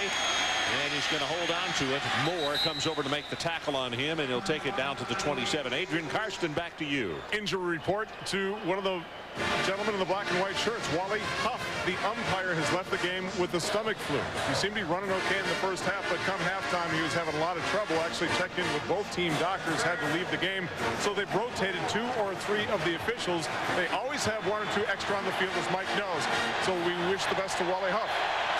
Okay, Adrian, thanks. Third down, they need to take it to the 24-yard line. Shad Williams right up the middle. Boy, he gets banged hard and still keeps going inside the 20 to the 19. Rashad Moore with the tackle. He got belted by a Maury hand and just kept on motoring right by him. Here's why Tyler Watts is so good. He's looking, he talks to his tailback, he calls the right play, and he gets the first down with Shad Williams. So it's invaluable to have a quarterback, the experience of Tyler Watts on the field. 6 carries for Williams, 52 yards. Santonio Beard back on the lineup. They give it to him. Slides to the outside, tries to turn the corner, and he's just inside the 15. Reese Davis, more trickeration. Not much trickeration, just some old-fashioned, hard-nosed football for Nebraska, and Texas A&M is 38-31. Dustin Long has led his team to the doorstep and trying to throw it away. Bland with the pick, and Nebraska trying to hang on to a touchdown lead. Okay, boy, huge. Got the ball in the red zone, and to throw it away like that. Beard comes out of the lineup. Shad Williams checks back in. Also, Ray Hudson is in there.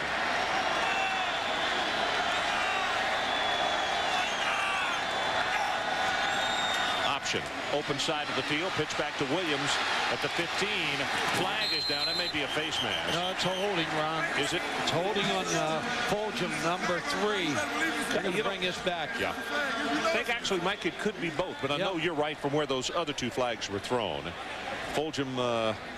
I shouldn't say you're wrong, because you may be right too, but I did see the holding on number 3. Yeah, I think it's going to wind up being both of them. Anyway, well, we've had a lot of flags tonight. These gentlemen have had to be busy because of all the things that have happened on the field. 17 total penalties. Fouls were holding by the offense, face mask by the defense. These offset. We replay the second down. The flag day has moved to October. Here's the hold on that I saw on Fulgham. Now take over. And there's the face mask that I saw. And meanwhile, Edward Kendrick, a reserve defensive tackle for Tennessee, is down. Number 93, a senior out of Macon, Georgia. See, I couldn't see the second one because I can only do one thing at a time. You know, I hope this is just cramps. This time of year, a lot of teams get banged up, but Tennessee has really had an inordinately high number, particularly on defense. And Philip Fulmer has not used that as an excuse at all. None of his coaches. Mike, we got a couple of seconds here. It's still a wee bit early, but I want to look at your Heisman picks and what has happened. I'm going to tell you what, I think the best player in America and the leader for the Heisman, I don't care where he plays at, Byron Leftwich. He was the #1 player. Here's what he did today, 29-42. I like Dorsey because Dorsey wins. Chris Brown is the best running back in the country since Carnell Williams is hurt. Willis McGahee, second best running back. Phillip Rivers, all he does is win. And then if I had to add another guy, Carson Palmer, Southern Cal. But I like Byron Leftwich to win this thing. If everything's fair, he's the best player in college football. Well, he's got a few more. We will have one of his games, a Tuesday night game up in Huntington, West Virginia. We'll see the big fella. That's in what, about 3 weeks? Yes. This is a handoff to McLean, and the fullback barrels his way down to the 10-yard line. That is not quite enough for the first down as Whiteside makes the tackle. You go back to what you talked about, Ron, the injuries to Tennessee. You know, the people here have been had so many glorious years here in football, and all of a sudden they may lose another ball game here tonight, but this coaching staff has done a remarkable job under the circumstances. This is the 10th play of the drive. Sam Collins in motion. Beard, he slipped down trying to make a hard cut. Baker was right there and he fell right on top of him, but he got the first down. Another first down. We talked about burn the clock, and that's exactly what Alabama's doing.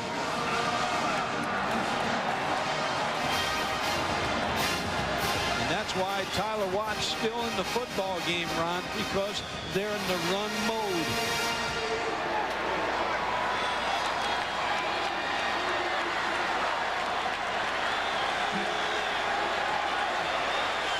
Well, we're now under 11 minutes left to play in the ball game. First and goal, Alabama. Option play to the open side of the field. Sean Williams turns it up. Boy, does he get racked at the 5. Hello, Rashad Baker. Hello. Reese Davis, let's check back with you and talk about Leftwich.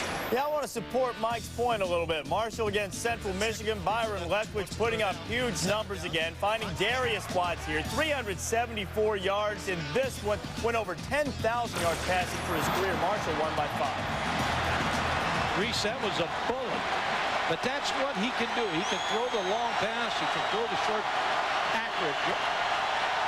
Second down and goal, the line of scrimmage. You see the ball resting at the 5-yard line. Option play. Watch. Not going to pitch it back, and he takes it to the 1-yard line. Had the trail back, and Sean Williams was out there saying, give me the football. You know, he might have should have pitched that. He would have had a touchdown, but I think what he's thinking right now, let's just get this game secured. I don't want to pitch this ball and take a chance on fumbling. Rashad Baker again. Rashad Baker is making all the plays for the Tennessee defense. He really has. And now a player down for Alabama. It looks like the center, Alonzo Ephraim. He has been bothered by a knee injury. Real leader on this Alabama football team, and particularly on the offensive line. I don't know if it is the knee injury that he has aggravated.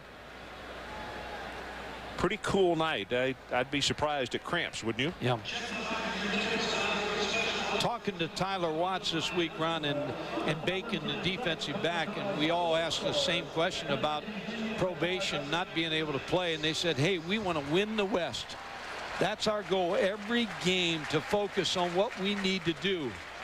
We know we can't go to a bowl game, but we're going to try to win this West. And when you look at Alabama's having a good year, ineligible for a bowl, Kentucky, California, I think you focus differently because you don't have the bowl. You're not playing for the championship. You focus on every game. You do. Well, Ephraim has to come out. J.B. Klosner comes in at center. You saw Watts taking a practice snap at the 1-yard line. Last thing you want to do is a mishandled snap. Watts secures it. He is hit immediately behind the line of scrimmage on the 14th play of this drive. Now it's going to be 4th down. Yeah, Jason Mitchell felt that option was coming his way, and he made the play. You almost wonder why they didn't quarterback sneak on that play. But the reason they probably didn't, new center in the ball game. Yep. If Ephraim stays in there, they may quarterback sneak. So Robinson is going to attempt the field goal. It's going to be a 22-yard attempt. Sam Collins is the holder.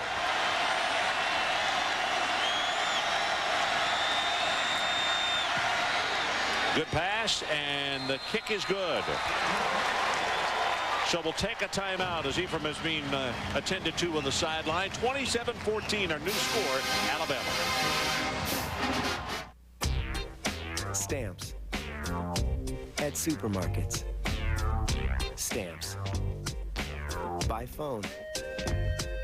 Stamps. Online. Stamps. At ATMs. Along with your local post office, wherever you find this symbol, you'll find stamps. Conveniently located. Brought to you by the United States Postal Service. You're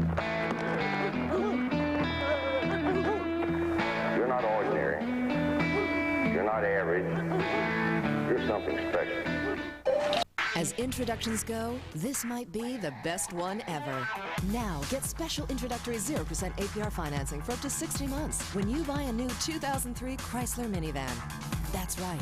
Introduce yourself to a new 2003 Chrysler minivan, and we'll introduce you to 0% financing for up to $6,800 in finance savings on select minivans. It's just our way of saying, nice to meet you. Now from Chrysler, our 7-year or 70,000-mile powertrain limited warranty, because love is a commitment. Hardee's live TV. Whoa, all right. See how everything's coming to the bottom. You got it circling around. Take a bite of this end. Tell me about the biggest thing on the $6 burger. Look at this meat, man. It's hanging out every end, you know. It's awesome. See these little tomato slices? They're usually bigger than the burger. Not on this one. It's good stuff. Just dive right into the middle of it. You got to go around. ESPN's College Football Saturday Night, presented by the United States Postal Service and in part by Pennzoil. We're driving protection. Beautiful shot back at the stadium tonight. Almost 108,000 people paid their way in. And the Tennessee River, of course, just right outside. You don't have to walk too far out of that south end zone, and you're right there. And you're very close to the ball Navy.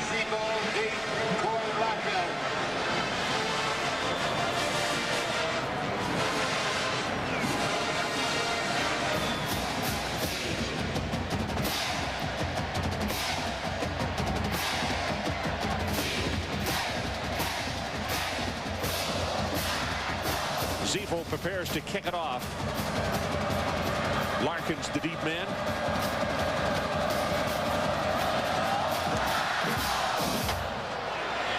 And Larkins from the 5.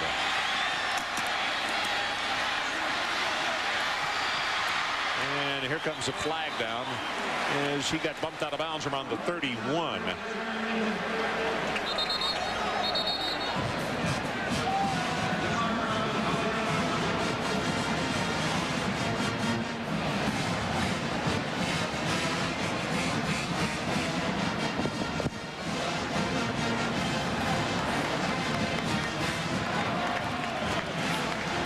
Called against Tennessee on the return. Well, Sunday Night Football on ESPN at 8:30 Eastern. Coverage begins with NFL Primetime, presented by Miller Lite at 7:30.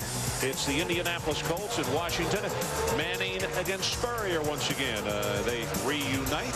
Don't miss it. Sunday night NFL beginning at 7:30. And you figure Steve Spurrier will run him because the Colts are about 24th in rushing defense in the NFL. So they could see some Stephen Davis action.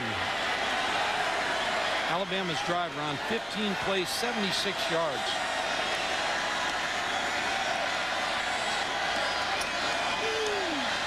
Clausen from the shotgun. Here comes the pressure. Steps up and now throws this one. Got it complete at the 35-yard line to Tony Brown. Here's a dangerous time of the game for Tennessee right here for Casey Clausen, because he's going to take some licks in this last 8 minutes. Right here is one of them, because you've got to get away from the run now with 8 minutes to go, and you know Alabama's going to pin their ears back and try to sack him. Clock runs now under 8 minutes left in our ball game. Clausen right over the middle. Ball is tipped off the headgear of the defender, who was Freddie Rode. Tony Brown, the receiver. Freddie Roach, the linebacker. Neither one of them was able to see it.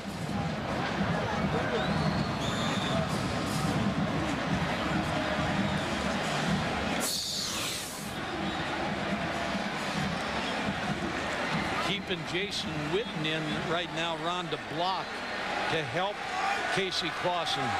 He's been a blocker the last few plays.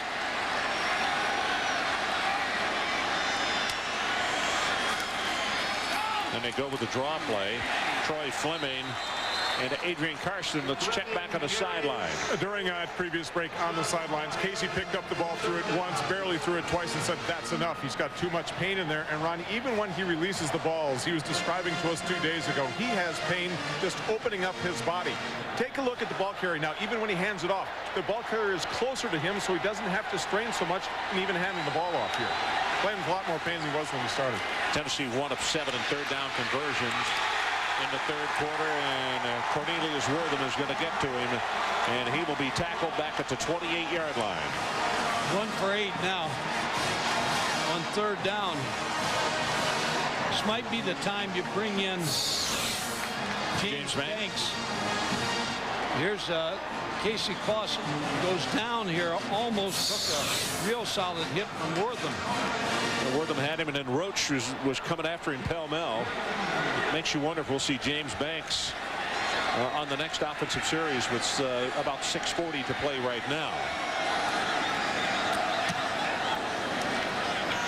Colquitt's kick gathered in at the 29 by Williams. Turns the corner, 40-45. It's all he could get. Then another one of the officials got knocked down on the sideline. 44 yards on the kick and 18 on the return. Randy Sanders frustrated with the offense. 27-14 Alabama.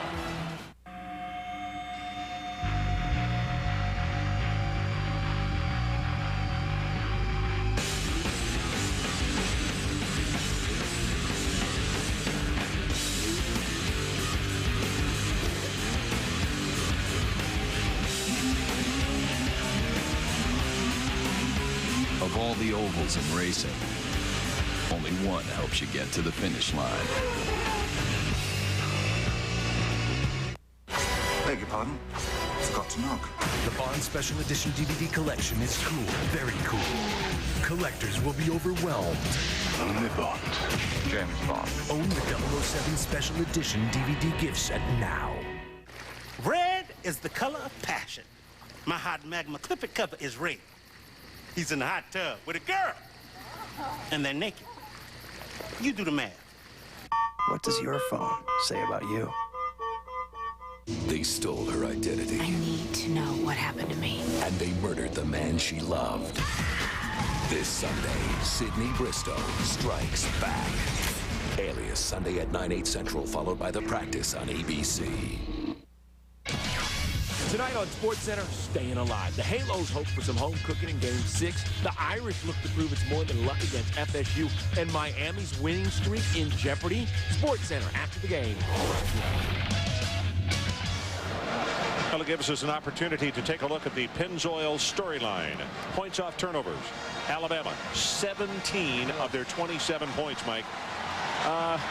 Running back Beard of Alabama, 114 all-purpose yards and a touchdown. And Casey Clausen, 14 of 25, 161 and 2 interceptions. Kelly Washington on the bench, unable to play tonight. Had a concussion against Georgia 2 weeks ago, and the doctors would not clear him. This is Beard running into the boundary, and they're going to say the clock will continue to roll as he was tackled inbounds. I was trying to think of a musician that could not do with losing a partner like Casey Clausen. Losing Kelly Washington would be like, I'm going to date myself now, Johnny Carson without Ed McMahon, because he can't throw the ball, and there's no big play wide receivers out there. So they can't run the ball. They don't have an established running back. You take Kelly Washington out of the game, their offense has been nil. Simon without Garfunkel. You got it. Costello without Abbott. Keep on going. No, that's enough. Way too much. Getting out of hand. Sean Williams caught by the jersey. They spin him around, and now he goes down. And let's go back and check with Reese Davis. Reese. Ron, you don't just wade into Meade Stadium at Rhode Island and come out with a victory without a flotation device. Richmond and Rhode Island suspended at halftime because of this flooded field, you see. It's a 6-0 Spider lead. They're going to attempt to finish the game before noon tomorrow. If they don't, by 18 rules, the result stands at 6-0. They were gathering 2 of every kind of spider and ram and building an ark out of gopher wood in that game.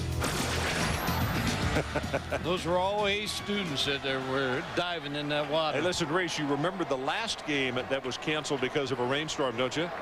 It was our game 2 years ago at Virginia Tech, Georgia Tech and Virginia Tech. Yeah, because Lee Corso was there. Lightning hit. Hit his car. This is as quiet as we've heard Smokey in a while. Brody Croyle coming in at quarterback.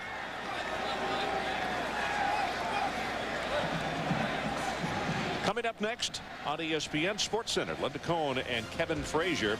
Game 6 from Anaheim. The Irish prove a point, and Corrette hurt. OSU hangs on. Of course, the OSU we're talking about is Ohio State. If Anaheim wins that World Series, everybody will get a rally monkey.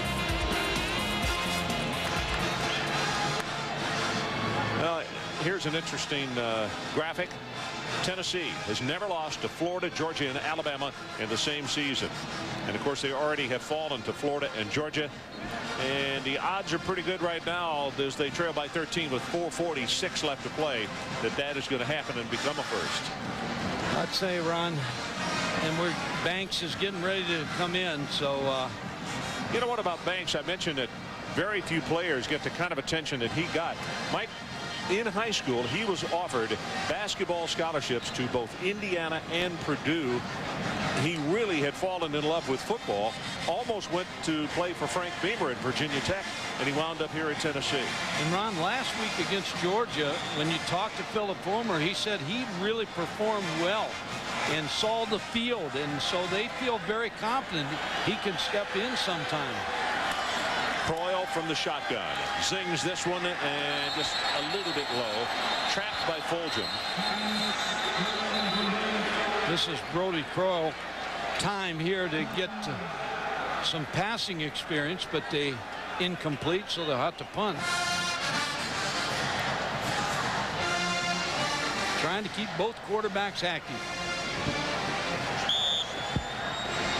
First punt of the second half by Lane Bearden, and I'm sure he is very appreciative to his teammates that this is the only one that he has had to kick with that bum knee. In case you missed the first half, he has a torn ACL in his kicking leg. He wears a brace, and he just insisted that he still could get the job done. It's off the side of his foot and is caught by a Tennessee player at the 45, and he'll take it across midfield. That's Julian Battle, who was right in the right spot. We will see Casey Clausen now because of that punt.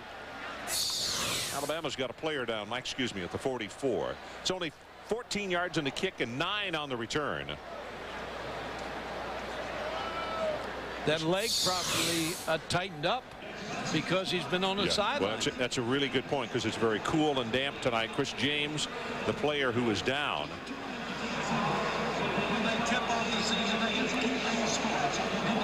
We're going to see Alabama, the last regular season game out in Hawaii against the Rainbows. Watched Hawaii last night, and you know, I'll tell you, they just keep on coming at you. After they throw past number 61, those defensive linemen are just going, please no more, please. You better drink some coffee, because that's going to be a long game. Oh boy, they don't run at all. well, they can't. But But I'll tell you what, June, they throw the football and Jank throws it extremely effectively. That was a big win last night in Fresno. You better substitute your defensive linemen in Hawaii. In the fourth quarter, they'll all have their tongues out. So Clausen, as Mike suggested, comes back in the ball game. The ball is picked up. That's Pepper. At the 15, 10, 5. Ball is fumbled, and he was down at the 1-yard line. Boy, he read that from the time the snap of the ball. That also is the lack of arm strength by Clausen because of the injury. Yeah, tried to get the ball to Jonathan Wade. Petra saw it coming, picked it off, and now Carl Torbush. We talked about John Chavis, great defensive coordinator. Carl Torbush has this defense playing too. You know what? I really think that of all the hires that the head coach at Alabama made, that Carl, he's got some good ones, but I think that Carl is his rock, because Carl is the type of guy, his ego doesn't get in the way, and a guy who came from a head coaching position to be a coordinator, and he's the type of guy that won't tell you what you want to hear. You ask him, gives you good input back. You're exactly right. Carl Torbush is one of the best coaches in the country. Well, they do not get it in, but they just are running clock, which is all they care about. About to go under 4 minutes.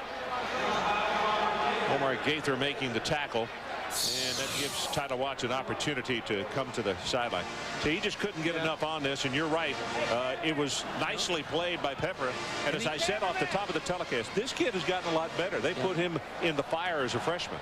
Ron, when you looked at that play, it took a long time for Casey Clausen, as he looked out there and threw the football, for Pepper to get a good break.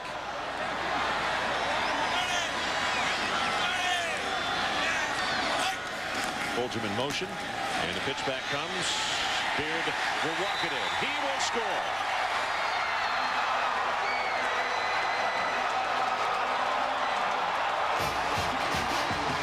Tennessee streak's going to come to an end. They had won 7 Alabama in a row. And so they're all kind of first tonight, because nobody had ever done that to the Crimson Tide. No. And this has been a strange football game. Yeah, it has been. Sloppy in the first half. Crazy call. 8 turnovers. I mean, that's, as we said last year, there were none by either team. Kyle Robinson comes in to attempt the extra point.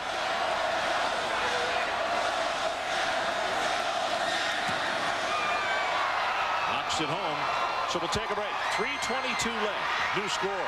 Alabama 34-14.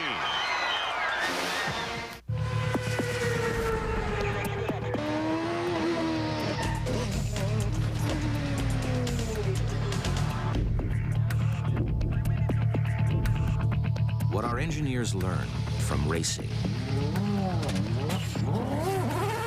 ultimately makes it to the streets. So to us, the finish line is just the beginning.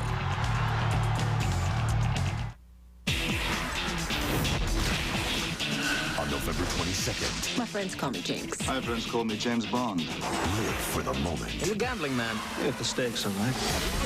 What happened to you? Bond. And die another day. Let's get down to business. Who sent you? Your mama. Pierce Brosnan. Halle Berry. Looks like we're going down together. Not yet. Die another day. Rated PG-13. Starts November 22nd. So welcome back, and let's take a look at the key play of the game. Mike? Yeah, I don't think there's any doubt, Ron. This turned the game. Now, Alabama probably would have won this football game anyway, but at this time, it's a 7-point game. And John Chavis is not happy. Philip Fulmer's reaction, and the Tennessee fans booed. Well, they wound up getting a field goal out of that. But as Mike said, it changed field position, and also it kept something going for Alabama that Tennessee was not able to get away from. Ziefel to kick it off. Next Saturday night, we'll come to you from Jacksonville for the annual meeting between the Florida Gators and the Georgia Bulldogs. Larkins from the 5.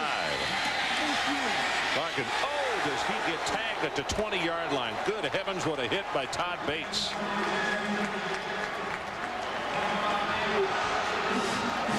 On the BCS standings, one thing that's important in this, Miami, Florida, Notre Dame, Georgia, and Ohio State, coaches that took over programs that were well stocked by the previous coach.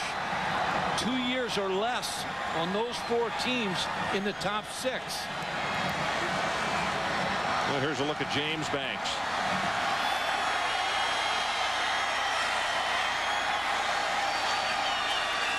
Tony Brown in motion.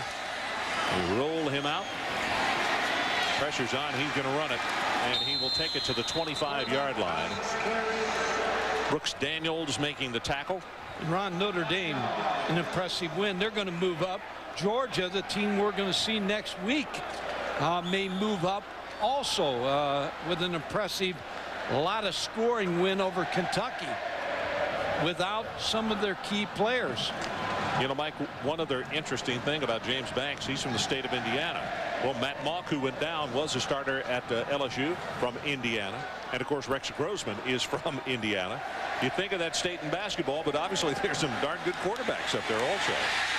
This pass caught by Witten, and the tight end will have maybe 3 yards in the play. So what you're saying is they just don't dribble the basketball and shoot those hoops. Every one of these guys played basketball and also football. Coming up next on ESPN Sports Center, Linda Cohn and Kevin Frazier, Game 6 from Anaheim. The Irish, did they prove a point? And Clorette hurt, but Ohio State hangs on. Talked to Bobby Bowden last Sunday night, and he said that he was impressed with Notre Dame on tape, and a lot of people thought, including myself, Florida State would handle Notre Dame, but he had great respect for them after watching them and studying them. Banks going to be caught from behind and knocked down by Daniels at the 20-yard line. So it's going to be punting time. And the clock runs 90 seconds left in this one. So the string of 7 victories over the Alabama Crimson Tide by Tennessee, well, the domination will end here tonight. And now you wonder if Kelly Washington will get back for South Carolina next week. How will Casey Clausen be in that game? Well, he's going to be sore, and he's going to be sore for several days. And your point's well taken. It brings up the situation of how many days will he be able to work out this week. You know, Williams falls down. So let's close the book on Casey and his night. 3 interceptions in the first 6 games, 3 tonight, so that tells you all you want to know. Not the arm strength that he needs. Kelly Washington not in the game, gave Alabama a chance not to play against a big playmaker. Mike, season low rushing for Tennessee, 59 yards.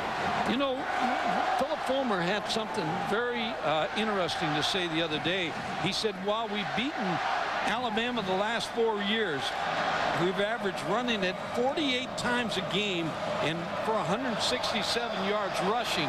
And tonight, 59 yards rushing right there, and that's the difference.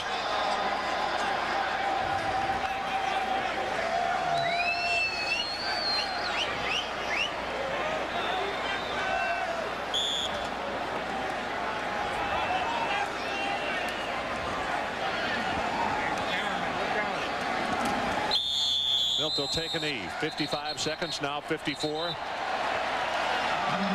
What do you think this week coming up? Georgia, Florida. Florida gets a week to get some of their injured players back. And another week to work as well. Georgia had their hands full, and they acquitted themselves nicely. I think we're going to see a typical Georgia-Florida football game. I think Georgia, Ron, is playing some of the best football in the country right now. It's going to be very difficult for Florida to beat Georgia next week. takes a knee, and that should do it. The Crimson Tide will end the streak at 7.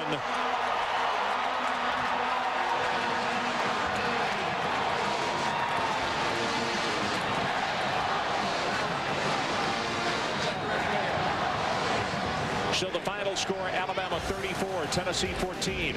Coming up next is SportsCenter. For more, log on to ESPN.com, your home for college football on the internet. For Mike Gottfried, Adrian Karsten, and our entire crew, I'm Ron Franklin. This has been a presentation of ESPN, the worldwide leader in sports. So in this historical season and also rivalry between Alabama and Tennessee, the string is broken. Good night, everybody, from Knoxville, Tennessee.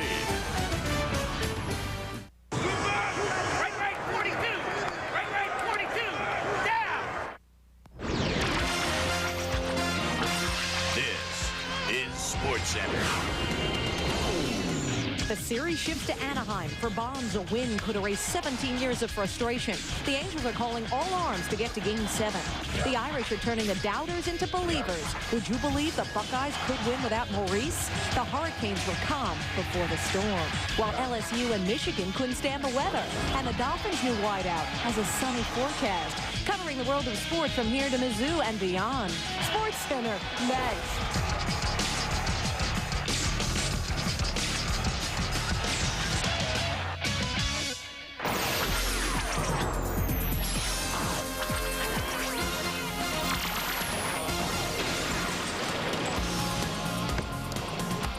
I never thought John Anderson had a big head, but that was ridiculous. Homecoming king. Hey, thrilled you're in attendance, so are we. That is Kevin Frazier, and I'm Linda Cohn. When Game 6 of the World Series is over, we'll be all over it. But first, the Fighting Irish stirring the pot in the BCS. Doubted by many in the free world, but Ty Willingham's crew out to prove a point. The Irish off to their best start since 1993, but they entered the game a double-digit underdog. Early on, Ty's crew strikes. Out of the eye, play action fake. Holiday rolling out to the right, looking to throw, throwing long downfield, got a man downfield. Battle at the 25, at the 20, the 15, at the 10, on an angle, 5, he'll score, touchdown Notre Dame. Holiday to battle, and the Irish on the board that quick. Just the third passing TD of the season for Holiday, 7-0. Everything turned during a 4-minute span in the third quarter. Chris Ricks flawless until he's picked off by Courtney Watson. Watson, a convoy. That would lead to an Irish field goal to be 13-10. First pick in 3 games, his 5th of the season. Next possession, Rick scrambles. When is he going to learn to slide? Tries to create, get a little extra. That is his Achilles heel. Vontez Duck recovers. Ricks, 13 of 32, 207 yards. Next play, Carlo Holiday to Ryan Grant. 2-yard touchdown. Grant, 94 yards on 19 carries. Irish, 116 yards rushing. Ensuing kickoff, freshman Leon Washington. He coughs it up. Notre Dame recovers deep in FSU territory. It's rut-row time. Officially rut-row time. 2 plays later, Holiday, Omar Jenkins, money. Holiday, 13 of 21, 182 yards. Notre Dame's lead, 27-10. Irish score 17 points off of 3 turnovers in a span of 4 minutes and 32 seconds. Lee Corso has no idea what happened to his school. Fourth quarter, Irish in control. Holiday to Grant. Follow your blockers to the promised land. He scampers for 31 yards in the touchdown. Party's over. Notre Dame takes a 34-10 lead. Ricks tries to create and creates a mess. Shovels it off the umpire's head. Glenn Earl, the beautiful interception. That seals the deal. Notre Dame is 8-0. Ty excited, but level-headed about the win. I look at it as a monumental accomplishment for us. Big win in some regards, yes, but we've got another ball game to go next week. It goes both ways. I think it's 2 great teams playing today. It just came down to making the big plays, and we were able to make more big plays today. I think it just means just don't underestimate us. We come to play, we come to play hard, and I mean, regardless of what everybody says, I mean, we're going to play, and we're going to play Notre Dame football, I think. You know what? Tyrone Willingham improves to a perfect 4-0 against top 25 teams, but even better, Ty is 3-0 in those games away from South Bend. I think it's time that Notre Dame does the right thing and redo that man's deal. His agent? Yeah, they should do the right thing. And speaking of doing the right thing, let's head to Tallahassee, where our game day crew has more. Notre Dame has been coached by some legends, Rockne, Leahy, Parsegian, Holtz, but none of those gentlemen or anybody else in school history ever won their first 10 games as a Notre Dame head coach. Willingham Company could do that next week. Now, I'm not saying he's part of the pantheon of greats yet, Lee, but in 2002, is the staff doing a better job than this one? I don't think so. Now, Tyrone Willingham reminds me of one of those old movie stars that was just discovered overnight. Not so fast, my friends. Tyrone Willingham was an assistant coach in the pros in college for 18 years. He coached offense, defense, and special teams. He went to Stanford for 7 years. He was the Pac-10 Coach of the Year twice, took Stanford to the Rose Bowl. Then he goes to Notre Dame, takes his coordinators with him, and he brings in Bob Simmons, the coach of linebackers, and Trent Walters, the coach of defensive secondary. Two of the best defensive coaches in all of football. And what happens? He's 8-0. You know what, Kirk? I've been involved with college football now for 26 years as a coach.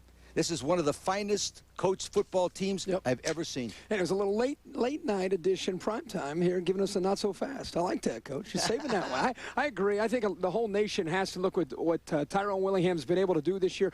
Remember, leading into this season, there were a lot of problems off the field. He's been able to get this team not only to play great football, but to believe in one another. Today, their defense stepped up again. They've been doing this since the first game. Their defense sets the tone for their offense, for the rest of this team, with an attitude. The turnovers, shutting down Greg Jones, and Chris Ricks was confused. He was running for his life. This team believes in each other, and Tyrone Willingham is at 8 wins. And I said it in August, I say it now. 8 wins, he's the National Coach of the Year, no matter what happens the rest of the way. That's good. Meanwhile, for Bobby Bowden, not the finest day for his team, nor for the coach himself. In a 15-minute post-game press conference, he used a sentence that he would immediately regret using. And we'd probably been better off when we had the ball on our end of the field, running the ball and punting it out. You know, don't take a chance on turning it over on your end of the field. That's the way they beat everybody. So just count us in the club. We're in the club. They're serial killers. They kill everybody the same way. No change. Now, minutes later, a university spokesman issued an apology uttered by Bowden. He says he used an analogy he should not have used, especially in the wake of recent events. He certainly meant no disrespect, end quote.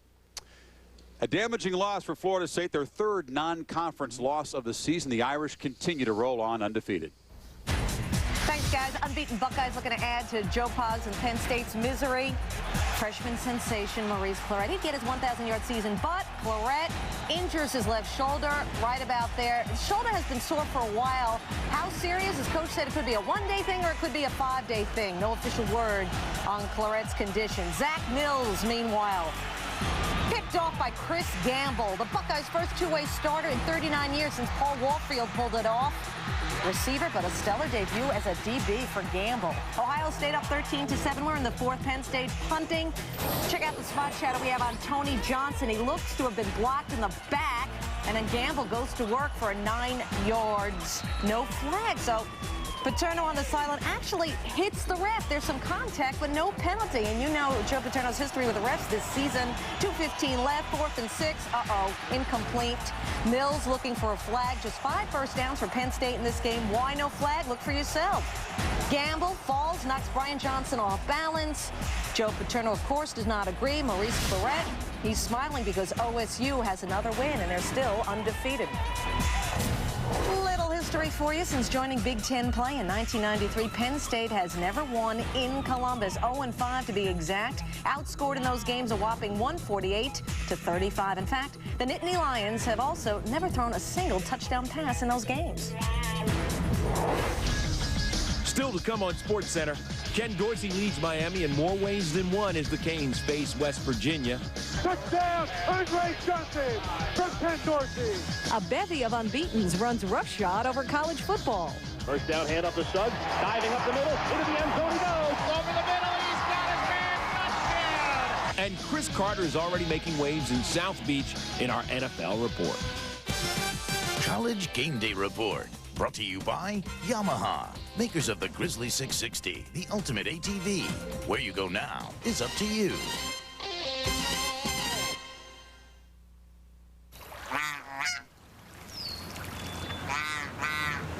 Without a Yamaha ATV, you're not going very far.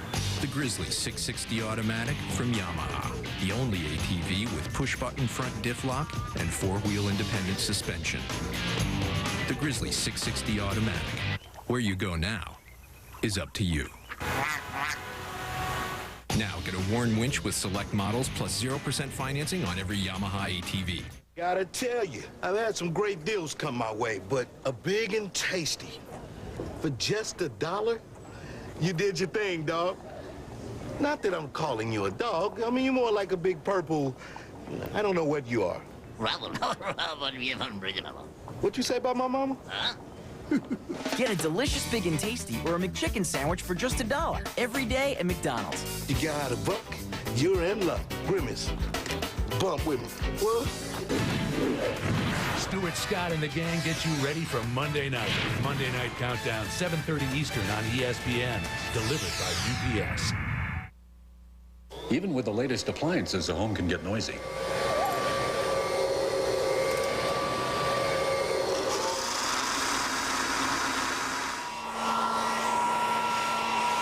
You're hearing the quietest home comfort system you can buy. Introducing the Dave Lennox Signature Collection. Quiet by design. For a limited time, get up to a $1,000 rebate or 12 months no interest, no payments on a Dave Lennox Signature Collection system. The quietest home comfort system you can buy. Break Miami looking for their 29th straight win, taking on West Virginia. There's Ken Dorsey. He's competing for the Heisman, some would say, with his teammate, Willis McGahee. Dorsey sharp from the start. Watch this, connecting with Andre Johnson.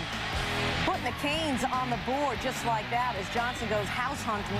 7-0 Miami. What about McGahee? He didn't start off as hot as Dorsey, but he'd make up for it later. He coughs this one up there. West Virginia recovers when they thought they had a chance. McGahee's second fumble of the day, and guess who loves this? That guy. On the ensuing drive, West Virginia trails only by 7. Rasheed Marshall. He's fast. Yeah. Canes allowed a season-high 363 yards on the ground. Anyway, later in the third, Dorsey dropping back and finds who else? His buddy, McGahee, 57-yard completion all the way to the Mountaineers' 2-yard line. Dorsey set school career records for completions, yards passing, and total offense, passing Gino Torretta, by the way. McGahee, 3 TDs on the day, 112 yards. Dorsey's not done. Nope. To Johnson, and now Dorsey is 1 touchdown pass away from tying Donovan McNabb for the Big East mark of 77. Miami wins 40-23. So Ken Dorsey and the Canes win their 29th straight game. Dorsey's winning percentage, .971, second all-time in Division 1A history. His 29 straight wins puts Dorsey in sole possession of second place on the Division 1 all-time list for consecutive wins by a starting QB. Oh, just in case you wondered, remember Ken's only loss as a starter was against Washington back in December, or make that September of 2000. Iowa looking for its first win over Michigan since 1990, the last time the Hawkeyes won the Big Ten title. First quarter, we put an arrow on linebacker Victor Hobson for a reason. Yeah. Hobson reads the play, goes to the right receiver, misses the tackle. C.J. Jones, gone. Jones goes 39 yards. It's one of 2 TD catches on the day. 7-0 Iowa. Third quarter, 10-6 Iowa. John Navarre goes deep. Ron Bellamy in the end zone. No flag. He's upset. Navarre 14 of 33 for 109 yards. Look again, though. I saw it.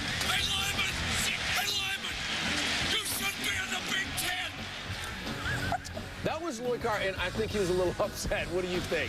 Fourth quarter, Iowa pouring it on. Banks flips it to Jamel Lewis. Lewis running over people. He had 109 yards on the day. You know what? Wisconsin, Northwestern, and Minnesota just standing in the way of a Rose Bowl bid for Iowa. Pay attention. Jared Lorenzen in Kentucky looking for an upset at number 5 Georgia. Thank you. Late second half, Kentucky taking the lead around the second turn. Lorenzen to Derek Abney. That's a great catch. Kentucky up 3 into half. Georgia's first halftime deficit of the season. Second half, Georgia's 2 quarterbacks took control. First drive of the second half. Let's map this out for you. Watch Kentucky safety Mike Williams and Georgia running back Tony Milton. Williams is going to blitz, and Milton will pick him up. And Milton, boom, with a big hit. That allowed Green to hit Terrence Edwards. 41 yards for the score. Bulldogs by 4. Still in the third, still Green. Again finding Edwards. The screen works nice. Third TD of the game for Edwards, 35-24 Bulldogs. DJ Shockley in for Georgia at QB. Williams up to blitz again. Check out what happens here because Williams will be taken down and there's no flag. So Shockley with some moves.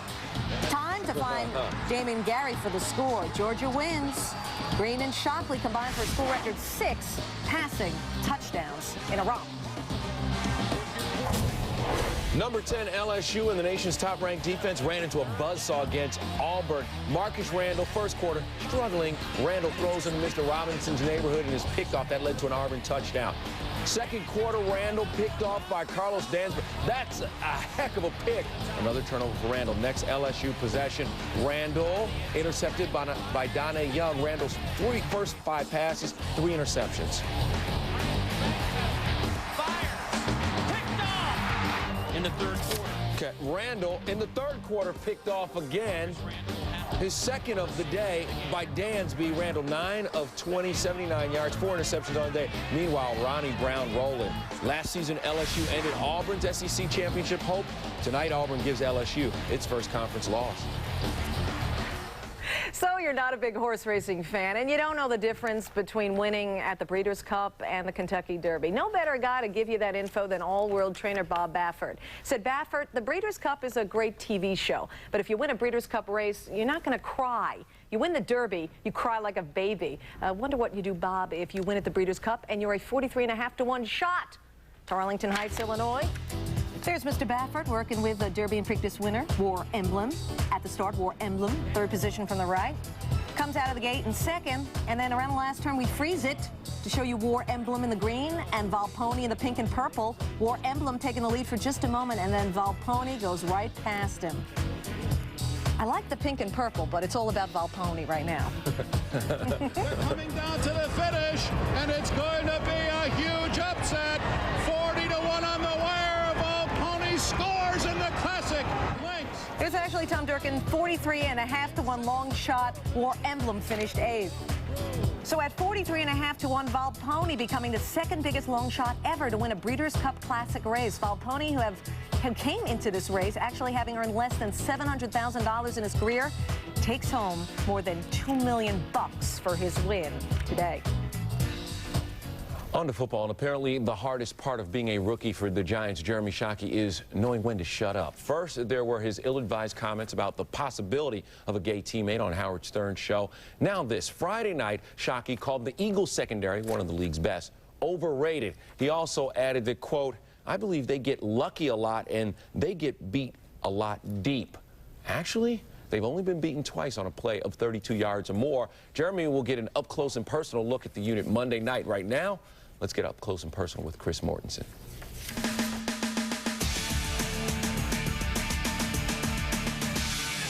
While Julius Peppers is a leading defensive rookie of the year candidate, the Panthers were sure back in summer that second-round pick Deshaun Foster might make a run on the offensive side.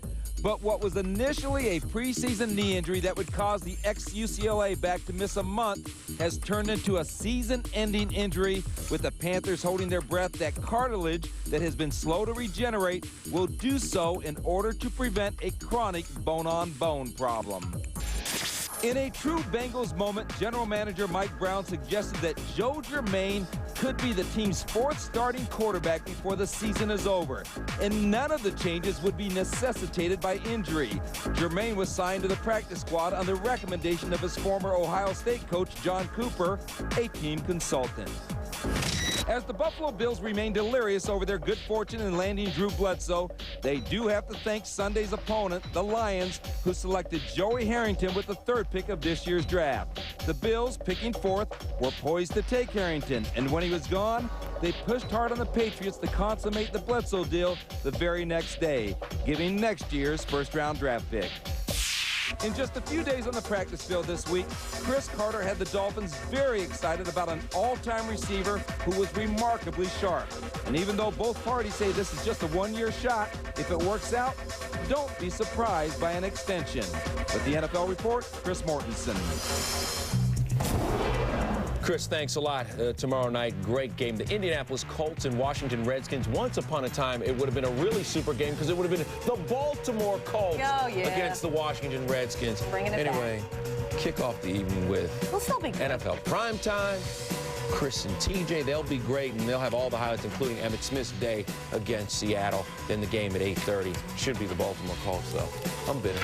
Sure. Coming up on SportsCenter, Seneca Wallace. He went from Heisman hopeful to Heisman wannabe. Would the Cyclone be able to rebound against Texas? And I can't wait for the NBA season. How about you? Kings Lakers providing the heat. The ramifications next for Fox and Christy. You've got mail. Know what you call someone who pays double for internet access? An AOL user. You've got a choice. There's only one internet. Why pay double to get it? NetZero gives you the internet for less than half the price of AOL. Only $9.95 a month. And you can download NetZero in just 2 minutes. NetZero. Get the access without the excess. Call 877 only $9.95 or visit Net.